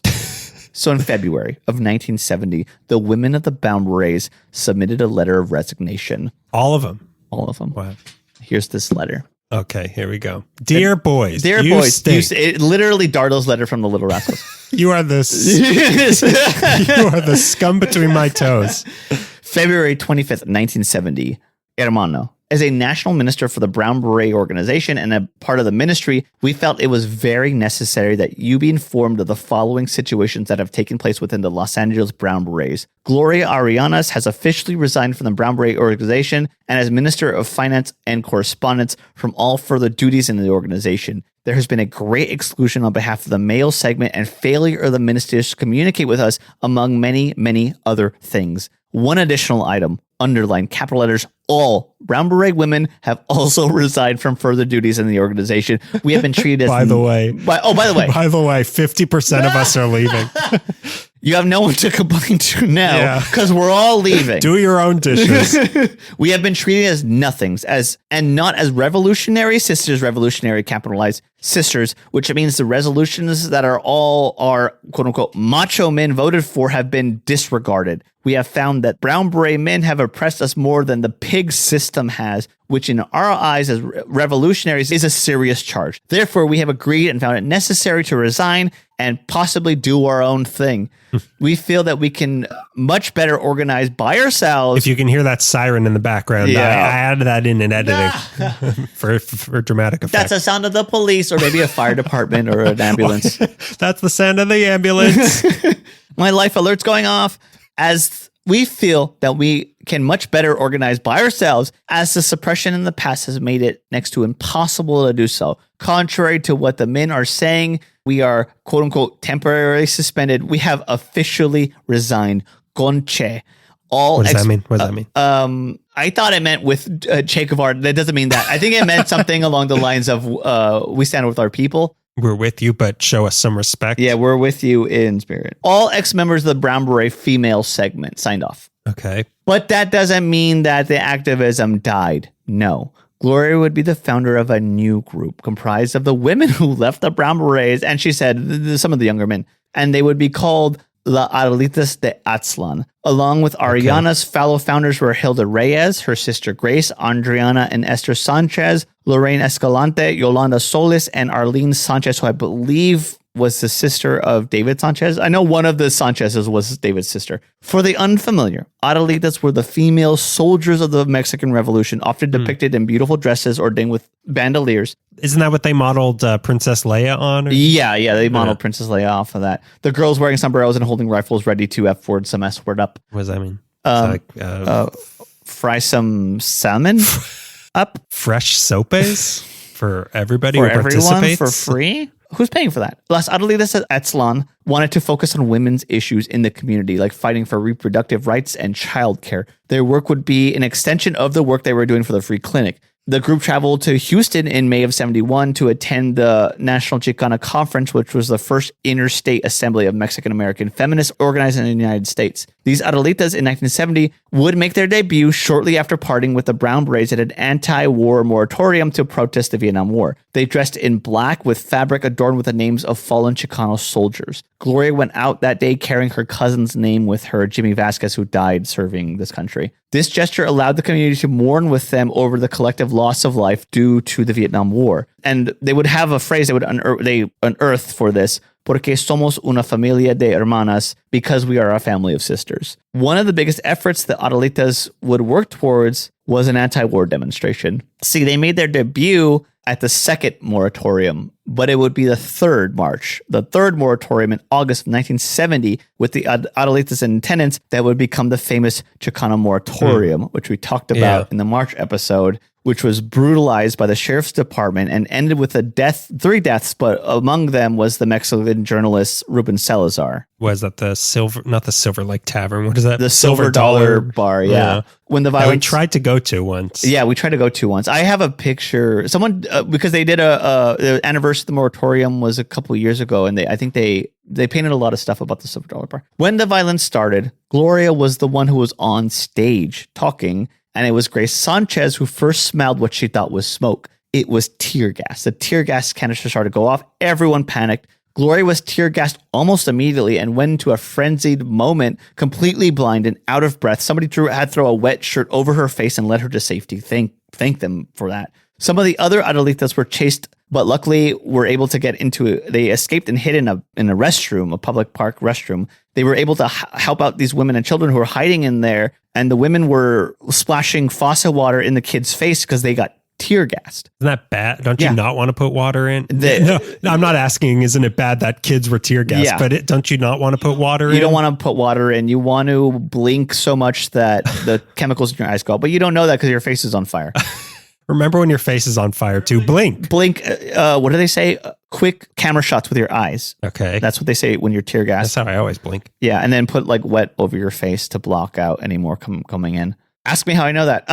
They were able to help the women and children out, but as they were in there helping them, a deputy shot a tear gas into the restroom while they were all hiding in there, into the last stall. And then another deputy fired another tear gas canister into the bathroom. Two active in a small restroom full of people. Luckily, protesters on the outside distracted those two, and the women and children were able to just run out of there as fast as they could. They got out of the park just as it started to get barricaded off by the sheriff's department, running for their lives. They were able to hide out in a house nearby. The moratorium left 3 dead and many more traumatized. The Adellitas de Aztlán dissolved soon after the moratorium, and as Gloria says, it was because they couldn't handle that people were getting killed at these things now. Like it was sort of a threshold that they had passed that they realized it really sounded like it traumatized these girls. I mean, it traumatized everybody, but I was reading from these girls and they sound traumatized. After it all went down, she said she had a rifle in her home. She went and she threw it away. Couldn't bear the sight of it. Hilda Reyes said she never wanted to put herself in a situation like that ever again. And I get it. Like just an observer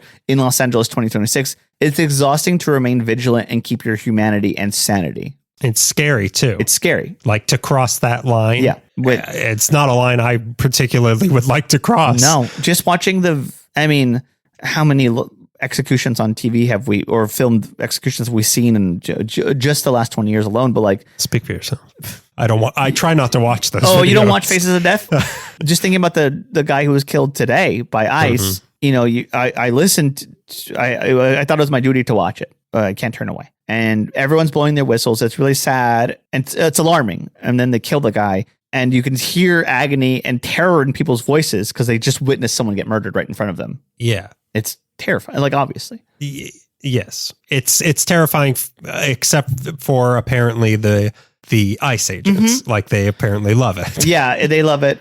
But yeah, paid vacation after they kill somebody. Arellanes, after all this, she opened up another clinic on Atlantic Boulevard called La Clínica Familiar del Barrio. Other girls in the group, like Hilda Reyes, who is known, she's kind of like the cover girl of the Brown Beret. She's in this famous photo with a bandolier and a beret. They use it on all of the, anytime they're talking about the Brown Berets, they use Hilda's photo. I'm sure I've seen it. I think I was reading an article with her, and she was saying, like, it was about how the girls had to clean up after the boys. It's an article about the Adellitas, and they were saying, like, every time they have moratorium or brown beret photos in a newspaper, they name the boys, and then it's just like, and random girl, and their girlfriends. And their girlfriends. So she wrote into the LA Times and said, would you please put my name in the paper? Because I'm the girl that's all over the stuff. And then from there, they began interviewing her, which I think is really cool of her to do that. After this, I mean, she's the cover girl, basically, of Brown Beret. She said she never wanted to join another organization. She was heartbroken after losing the original clinic. They lost that. It closed down. Gloria was a proud activist and Tongva elder until her passing at the age of 78 in 2024, not long ago. I was, when you called her an elder, I was like, but she's so young. I forgot that we've crossed decades in this story already. It's been like 60 years. But what about her mom? Her mom's like 170 at this point. Isn't she an elder? But Gloria dedicated her life to empowering her community and protesting the wrongs that American society had put onto the Mexican and Mexican-American communities of Los Angeles. Alice Bag of the Bags, who we talked about in the punk episode, another hometown hero, honored Arellanes with a song her and her other Adellitas, dedicated a song to her and the other Adellitas called Corrido de Gloria Arellanes, which is how you know you're cool, is that Alice Bag dedicates a song to you. You can find it on Bandcamp. Give Alice Bag money. Get the bleep button ready. I like to just close out and say, guys, I hope not only history stumps them out, there we go, but every decent member of society dances on their miserable graves. Go die already. That's the story of the Brown Berets and a lot of... I had to edit 2 bleeps into that, Greg. It's hard work. I don't know if I have it in me. I could maybe only do 1. I think I can afford 1 bleep. That's the story of Gloria Arellanes, the Brown Berets, her involvement with them, and Las Adellitas de la Aztlan. And, go join a group out there. What group? Any group. Go join something. Go find people. Go find your people. Are the Brown Berets still here? Yeah, they're still, I feel like they restarted maybe after Trump, his first term. So all of these groups, like the Black Panther, like they're all restarting again, and they're needed. Yeah. Right now. But yeah, I was going through a website, and it seems like they have a newsletter. It's a new group operating, I believe, out of Boyle Heights, but I don't know. I haven't looked into the new group, but I'm very curious. I actually, they resurrected Zapata, and I actually started following his zombie ass around.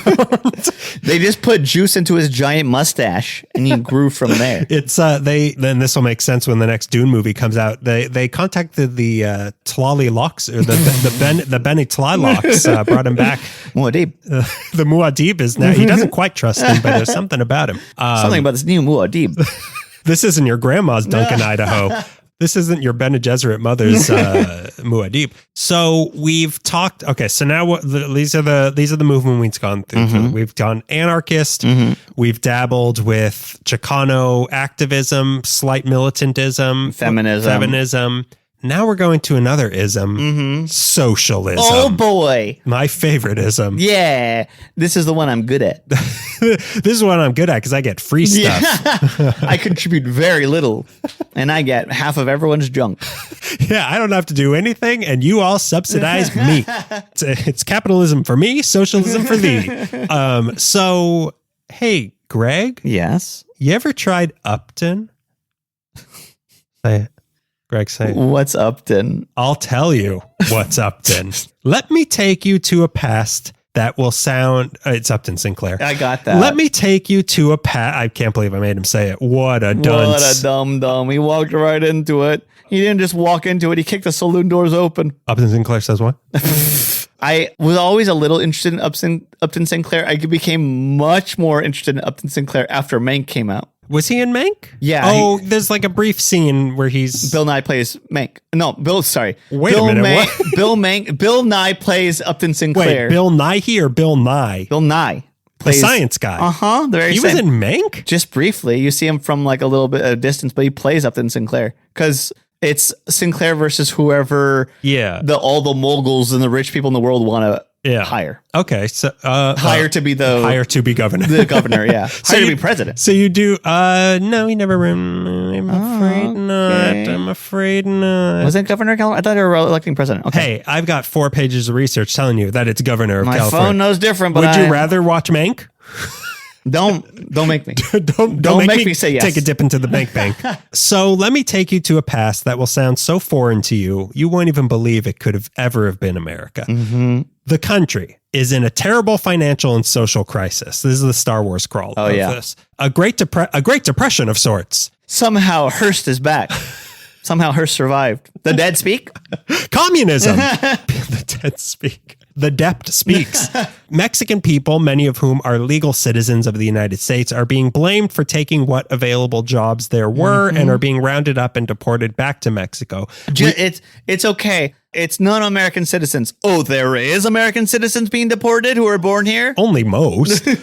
We don't truly know how many, but it's safe to estimate over 500,000 Mexican people were deported. Republicans are firmly in control of the government, and the Democratic Party was weak with no plan to end any of these horrors. Welcome to the year 1930. When does the research start? You just gave us the news for today. You just read the headline and gave the wrong date.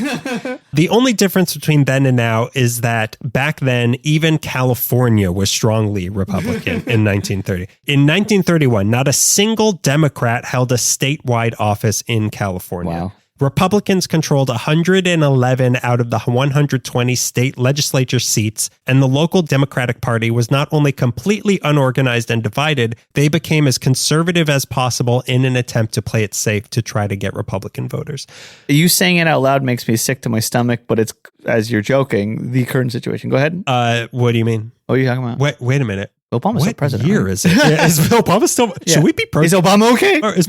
Should I be marching against Obama? Could you tell me? I just got to cross one name off a sign and put another one and I'll be ready to go. I can just rearrange a few letters. Trumbama. Out of this mess came a new Democratic Party in California, and there was one man responsible for that. Upton B. Sinclair. The jungle himself? Welcome to the jungle. I'm a journalist. The B stands for Bill Nye in Upton Sinclair. The Upton, the socialist guy. Born in Baltimore on September 20th, 1878, he grew up in New York City in a family who used to be rich Southerners but lost it all and had to reinvent themselves. How did they lose it all? How did they gain it all is what you want to know, probably. I'm not going to go into the whole life story of Upton Sinclair because I only want to focus on his time in Los Angeles. But just for those who aren't familiar with him, he started writing dime novels at the age of 15 and paid his way through college at Columbia University through his writing. Eventually, he became a muckraking journalist and an author, writing over 40 books, including The Jungle. Yeah, he's very good. Which he self-published when nobody else would. Is that true? I didn't know that. Yeah, he put it out. It was a Substack, actually. A Substack of hay he wrote it on. Have you ever read The Jungle?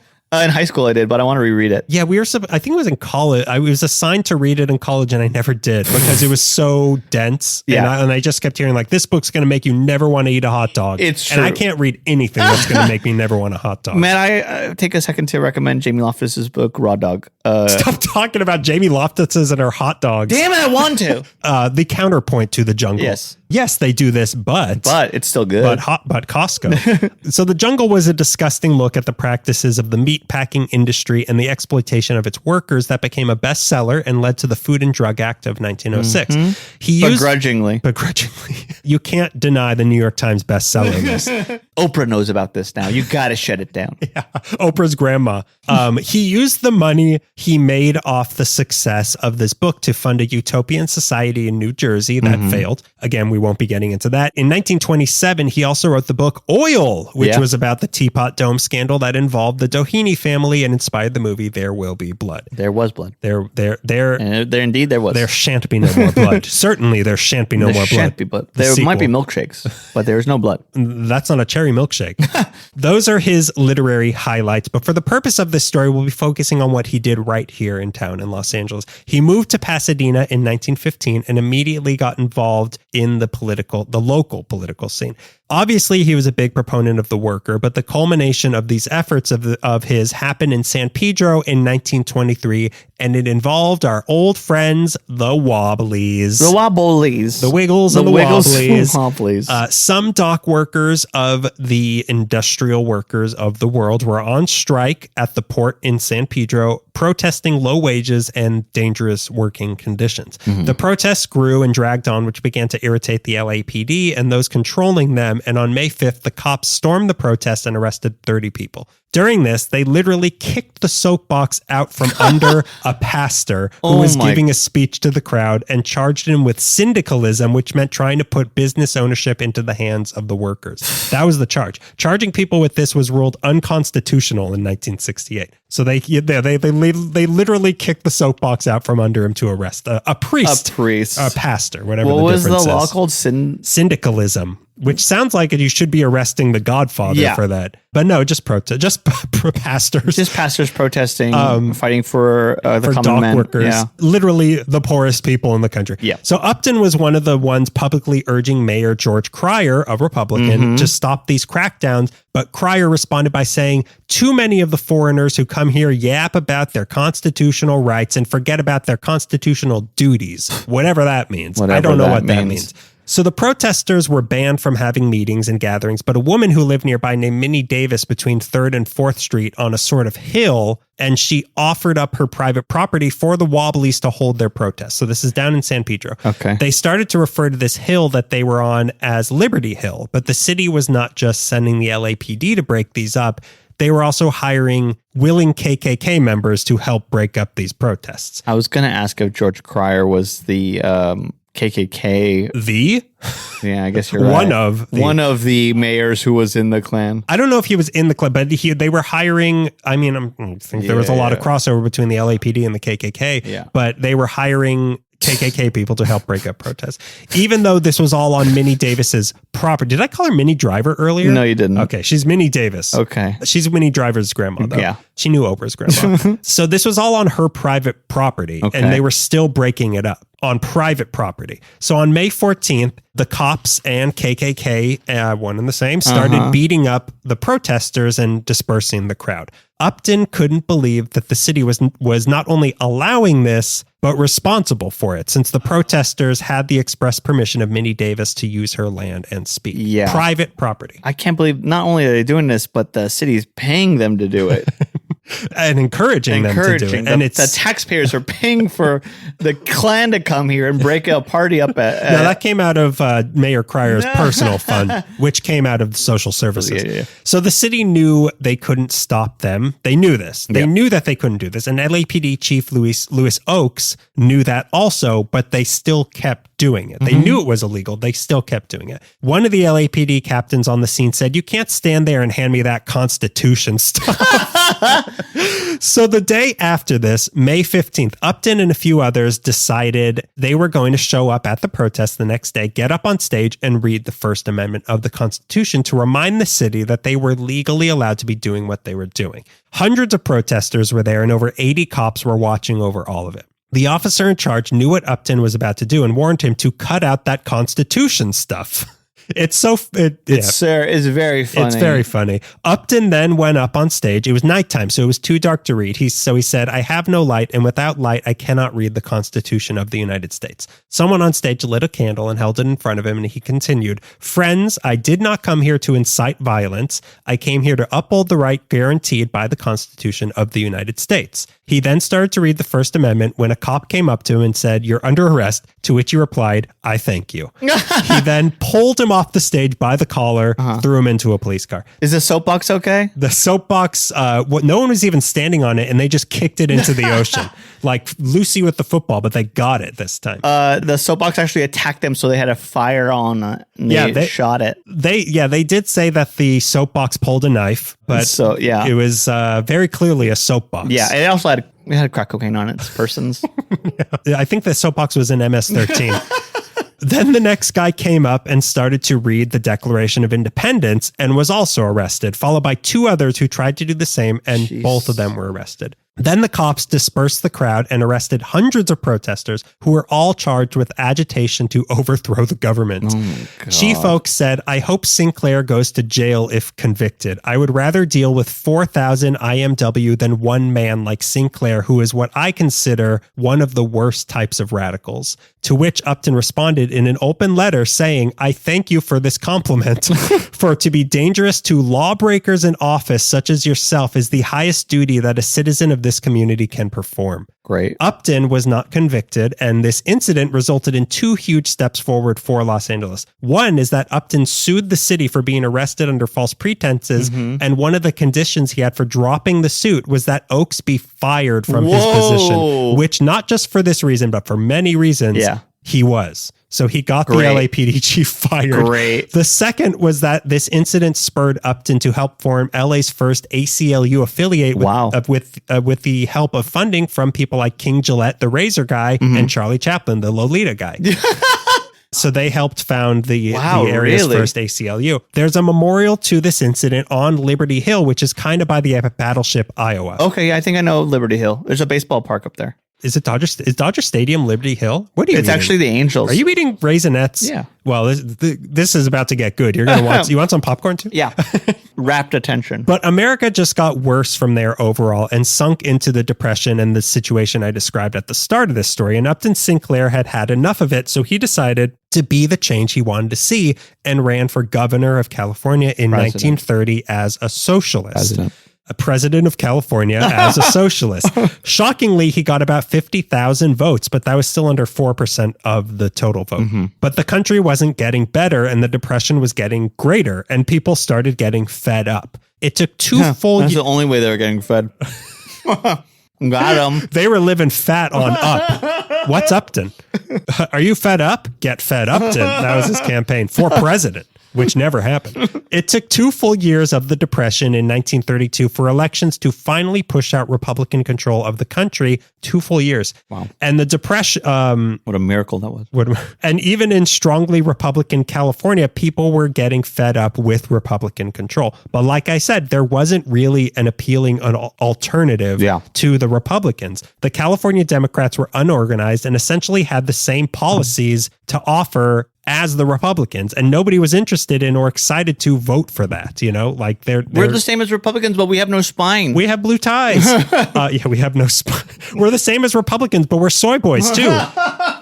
But one night in 1933, a small group of liberal Democrats invited Upton Sinclair to the California Hotel in Santa Monica and proposed a plan. What if he re-registered as a Democrat and ran for governor the next year as a Democrat? Right. Upton Sinclair was a famous name. He had a long history of being involved politically. He had a lot of goodwill amongst the working class people, and he was also a showman of sorts. You know, he was Upton Sinclair. He was Upton Sinclair. You're that guy that wrote that thing.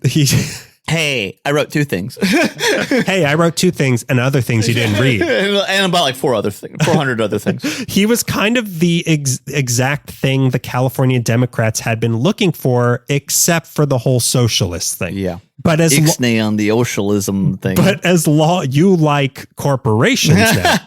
But as long as on paper he was a Democrat, he could push for whatever he wanted. Sure. So in September of 1933, he went to the Beverly Hills City Hall and registered himself as a Democrat, and his campaign to be the Democratic governor of California began. His campaign promises ranged from "that sounds great" to "I don't know if I like that." Yeah. The main part of his plan was to end poverty in California in 2 years maximum. This is what he promised to do. The ways he was going to do this was taxing the rich, giving a $50 a month pension to the elderly and the disabled, increase inheritance taxes, tax unused land, and create a state income tax, which didn't exist in California at the time. Look at that. All of this sounds great. All for it. His other plan was to have the state seize vacant farmland and to create co-ops for the 700,000 unemployed people in the state to live and work on. These would be nice. You like this? These would be small utopian societies where nobody would make any money, but rather barter what they produced on their land with the other co-ops. It was based on a Soviet idea that Upton hoped would lead to an eventual new California economy. Just don't say Russia. Just say who came up with it. Just who came up with it. It's from Iowa. Yeah. Iowowski. That part I don't know, but I'll gladly watch you do it and see how it goes. Like that part sounds, I don't know if I'd want to work on a co-op farm. During the Depression, I mean, I guess if my life was depression bad, and I guess so. I think that if you and your entire family and all your possessions are a jalopy, I'm gonna try a co-op because the other option is like I eat my daughter. Yeah. Which daughter? Yeah, they're all pretty skinny right now, unfortunately. I mean, what in times like that, whatever. Like clearly, what they were doing wasn't working. I mean, like that's a great plan until everyone's back on their feet, and then no more of this. Exactly. Well, his plan was like, this is the proof of concept. We're going to make all of California like this, which I don't know. Like, tax the rich, tax all this stuff, as long as it takes care of all of us. Great. Yeah. Spread the wealth. Yeah. But I don't want to be digging up beets. Oh my God. You want to be a musician, but you don't want to dig up beats? I want to lay down the beats. I don't just want to dig them. I want to be the DJ at this Soviet co-op. Planning beats. So he outlined his plan in a little 63-page novella called I, Governor of California and How I Ended Poverty, a true story of the future. That was a fictionalized future account of his victory. So like I said, he was a showman. Like this, he wrote a science fiction novel basically with his actual campaign promises so that people would actually read it. He knew how to play the game. Ballyhooey. He also spread his campaign message through the group he funded, the End Poverty in California League, or EPIC.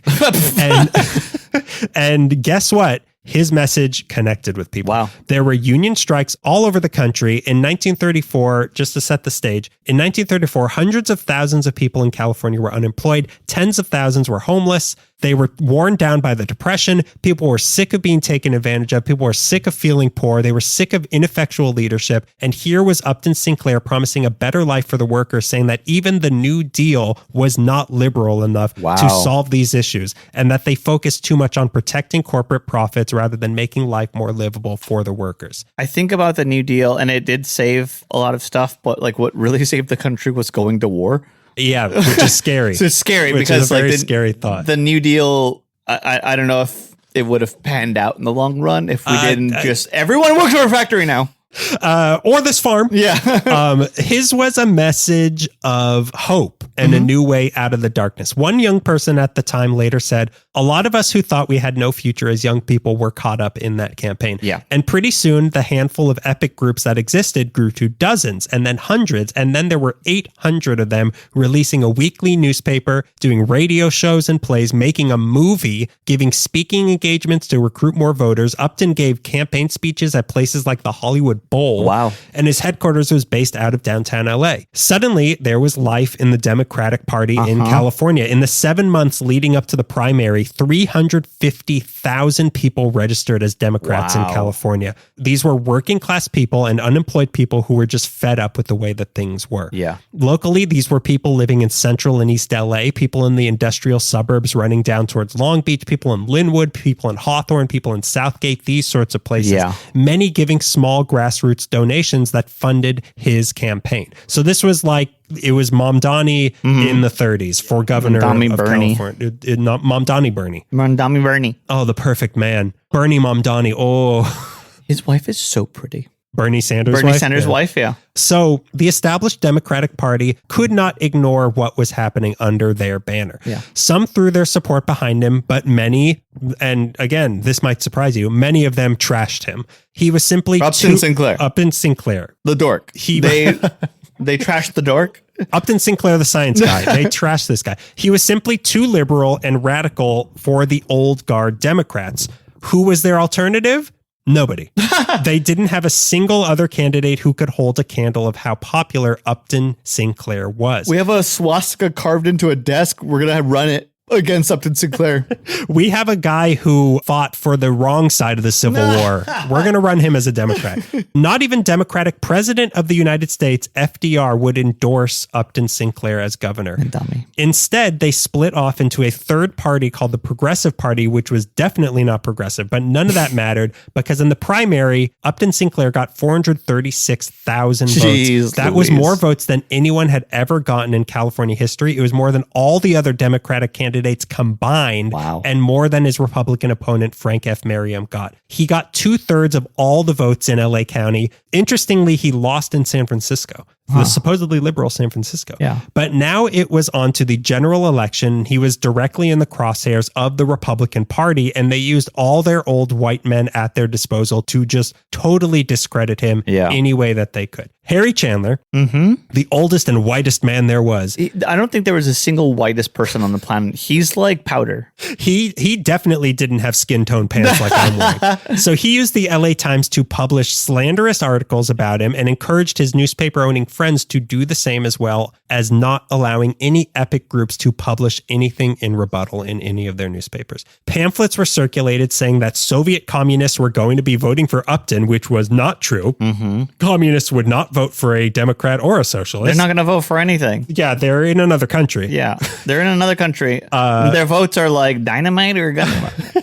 In an interview, Upton joked that if his plan worked for the farm thing and he was able to eliminate unemployment in California, every unemployed person in the U.S. would move here, which his enemies took out of context and ran headlines saying things like transient flood expected and that California will be flooded with homeless people. I can imagine like an old couple doing like, we need to batten down the hatches. I think there's a flood coming. It's some sort of... I only read half the headline. I hear a bunch of shoes where the soles are falling off. There's a bunch of floppy shoes walking towards us. Bring the dogs in. There's some kind of flood. So his opponent, Merriam, even hired Clem Whitaker and Leona Baxter from the LA-based ad agency Lord & Thomas to orchestrate a hit campaign against Upton, which was the first time a politician had ever done anything like that, was to slander Upton Sinclair.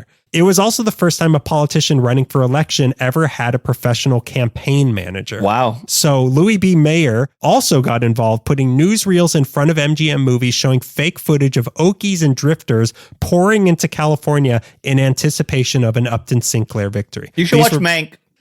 Why? Were they pouring into the United States as you think he was running to rule? Mank is about, I've seen Mank. I know. I'm just saying to the listeners who haven't seen Mank. People listen to this. Welcome to the Mank Bank.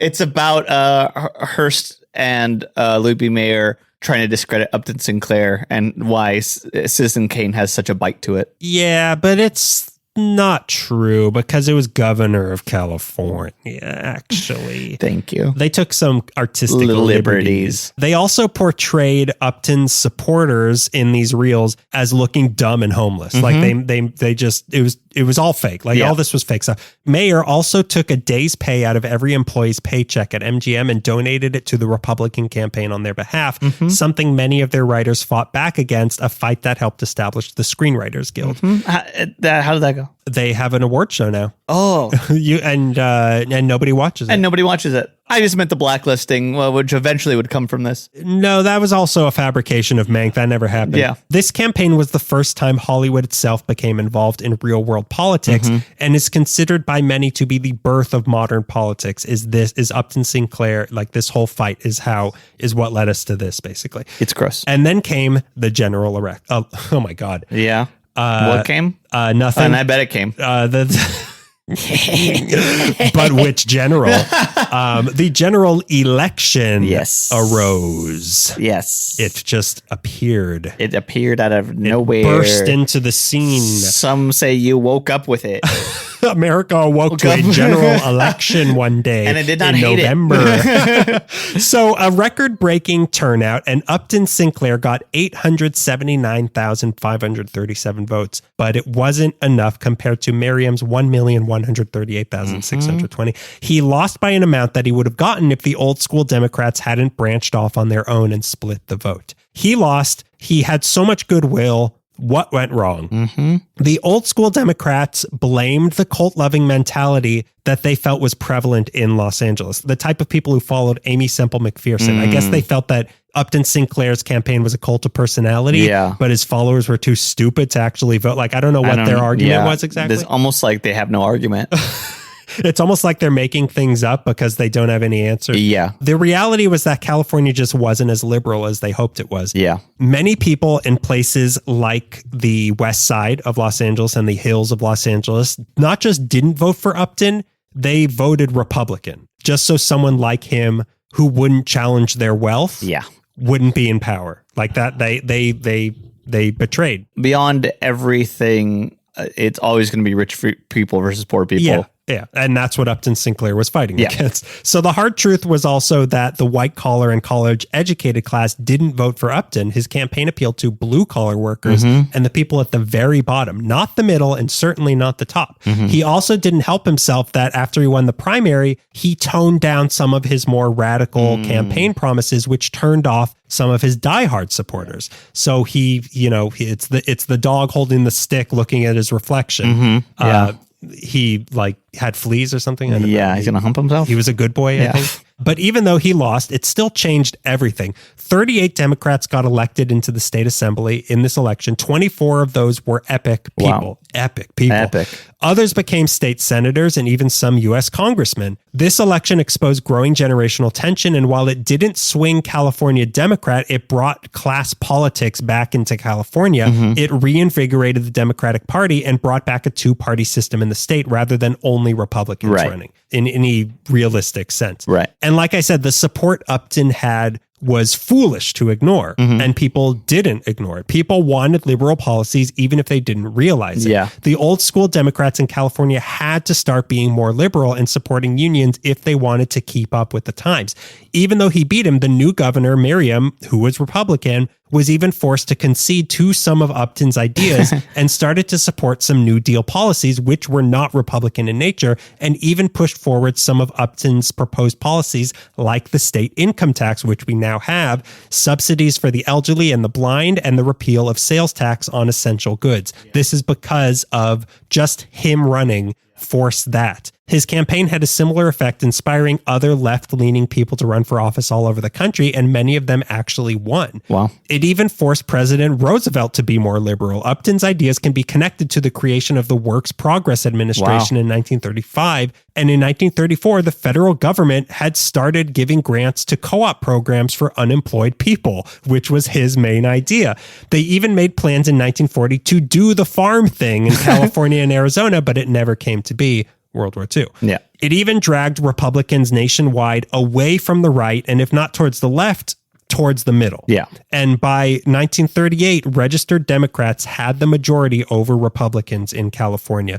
It wasn't quite the start of California being the Democratic stronghold it is today, but it was pretty much the start of the liberal reputation California has today. But as for Upton Sinclair himself, he could not have been more relieved that he lost. Oh my God. In reality, he was not qualified to be a politician, and even he knew that. He kind of couldn't believe how close he got to actually winning and never ran for office again, which to me is the most relatable thing he's ever done. So yeah, Upton Sinclair, when California almost had a socialist governor, and Joe Perriman was trying to be the socialist mayor of Los Angeles around the same time, which didn't. How'd that go? Have we checked in on him? The Harriman results, have we checked in? Yeah, are they still counting those? But yeah, that's what could have been. What could have been? Yeah. I like him. Yeah. I like the guy. Would he have followed through with what he promised? He would have tried maybe, or done some stuff. I mean, but here's the thing: he lost, and a lot of his things were still implemented, which absolutely. is great. And he, so it must have inspired a lot of people to at least like give it a try, which plenty of policies worked. And I'm hoping that similarly with Mom Donnie and even Bernie Sanders, even though he's like 400 years old or whatever, experience with age, probably. I mean, yeah, like a fine wine that was slightly opened. I hope that, people see like, oh, this works. Yeah. So like even cynically to be like, well, then let's do those things to gain votes. And then like, even if you're doing the progressive thing, even in a cynical way, as long as you're doing it, whatever. Yeah. I have such a old school fear, which I didn't live through the 60s, but I keep thinking like they're going to kill Mondami. They're just going to straight up assassinate him. And I have to be like, no, they just did that to the Kennedys and Martin Luther King. And well, there's one left that they could do it to. There's still one Kennedy left. Yeah. And God, where's all the... Where's Sirhan Jr.? Catching the Rye not in publication anymore? Not printing that thing? So, yeah, that's some of LA's revolutionary past. I don't know. Was this inspirational? Was this depressing? So. I don't know. I hope that someone's Aspirational, maybe? Aspirational. I hope somebody's listening and looks into something, and then I don't know, who knows? Starts a group, starts a campaign, starts something. I hope that. I mean, again, that a form of socialism can find ground more and more. Because I mean, there's a lot of anarchists I know. That seems like a lot of fun. That seems like a lot of fun. Like a lot of the anarchy, like, yeah, sure. I don't like countries. I don't care. But like in reality, that's not going to, but like socialism could happen, like democratic socialism can happen. It is happening. It's happened in New York City. Like it could, like this stuff, we got close before. Maybe we can do it. And when there's big elections coming up this year, locally and nationwide. A lot of people are fed up. That's what's so interesting is reading, like the situation is so similar that like maybe there's a chance. Yeah. I feel like so many, I mean, like it's ridiculous to even comment on the right, but the left, there's so many establishment liberals who are just three conservatives in a trench coat. Yeah. And, if we the three Mitch McConnells stacked on top of each other. And if we just knee one of them, we just bust a knee. Yeah. How many of them will come crumbling down, and how many Bendamis can we fit in their space? How many Mamdanis does it take to create to screw in to screw over California? But yeah, I don't know. Let's hope for. I mean, all we can do is hope for better things. I mean, it's not all we can do, but we have to hope for better things. Yeah. Well, before we get into our listener question, we have our pre-listener question plug again. Yeah. Guess what? What? Remember when there was like a million names I read at the beginning of this show thanking them? Yeah. You could be one of them too. Me? Well, yeah, you could. How come you don't support me on Patreon? Give me $5. Give me $5 right now. $5 right now. And your milk money. Yeah, I'll send you an illegible postcard. I'll send you packing is what I'll send you. You can join our Patreon as well. Patreon.com/LA Meekly. You can, like I said before, support us for as little as $5 a month. You'll get a handwritten postcard. It keeps the show going, and we'll give you a sticker just for joining. An LA Meekly sticker. Can you believe it? You can slap it on anything you want. What are you going to slap yours on when you give me $5? You know those the old cartoon dynamite boxes that you push the lever in? Yeah. I'm going to put it on that. Okay. I'm going to put it on a Roadrunner, and then like we get free advertising in every Acme. That's what Coyote was trying to do. Yeah, he wasn't trying to eat him. He was just trying to put a sticker on it. He was our first Patreon patron. Yeah, when we used to be the Acme podcast. So now we have our listener question to close things out. This is from our friend Kryshell. Hi, Kryshell. AKA Kryshell. She asks, what's the wildest assumption someone has made about you based on the fact that you're from LA? I was trying to think about, I don't know if this is wild, but like the assumption is you're rich and you know famous people. Like that's in my experience, that's kind of the thing. Definitely. And only half of that's true. Definitely the second one for sure. Yeah. Every time I've gone out of town and I've said that I'm from Los Angeles, they will tell me a periphery story about one time they saw Mel Gibson. Exactly. Or like, they filmed The Thing in my town. And you're like, oh, cool. I come from Moviesburg, California, or Moviesburg, USA. There's the periphery entertainment industry assumption that we all are involved with it. And maybe it's more if you're not from maybe people in other parts of it. But I feel like in Mexico, at least, like when I said like, oh, I'm from Los Angeles, I think the assumption was like, oh, he's rich. Oh, he's rich. He's white and he's from Los Angeles. And he's rich. Much of their surprise when I tried to mug you, didn't really have much. They didn't know that you could fit that many flies in a wallet. Yeah. They kept turning to Melissa like moths in a wallet. They turned to Melissa and they're like, this guy? He's got nothing. This is the rich man from America? Did you already kidnap him? He has no money. And she's like, no, I don't know. A little bit. Also that we know everything. That we know all parts of town. Oh, yeah. They're like, oh, yeah, you must know a little bit about Covina. Well, what's weird is that they're kind of right. Like we know more than people from out of town. We were again in Mexico. We were in line waiting at a taco place, and the guy who was in line behind us, who looked almost exactly like you, heard us speaking English, and he's like, "Where are you from?" And he's like, "Oh, I'm from Culver City." And then I think we even met another person who was from Sherman Oaks. Wow, really? It was That's funny. It's weird. So we kind of know everyone. Yeah, we kind of know everyone and everywhere. One of my favorite memories from sign painting was I was talking to Aki, who's from Japan, working for Gunther's as a designer and painter. From Friends, Gunther. Yeah, that's him. And Aki limited English, but he asked me where I was from, and I said Echo Park, and he nodded. He's like, "My vida loca." I'm like, "Oh, okay." In Japan, they know a little bit about my hometown. But yeah, that's I mean, I don't think anyone said anything too crazy of like, oh, so you must have known the Manson family. Yeah. Not known them. Yeah, not I mean, worked for, Yeah. but I didn't know who was giving me the money. But even there, like, met people who were raised in the valley who remember seeing the girls around. Yeah, so then I guess they're kind of right. Yeah, they're not far off. Yeah. So that was our revolutionary episode.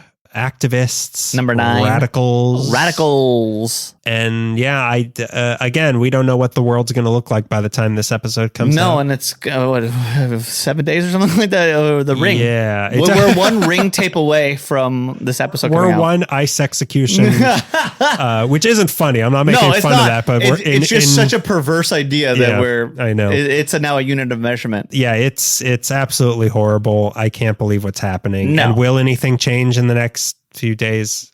In sad reality, probably not. I mean, it'll change the way all things in this century have changed for the worst. Yeah, that's true. So things will change. They'll change. They're just not in the right direction. Yeah, not the way we're hoping for. I've already thought so many times about society right now that the boulder's already rolling towards the dam.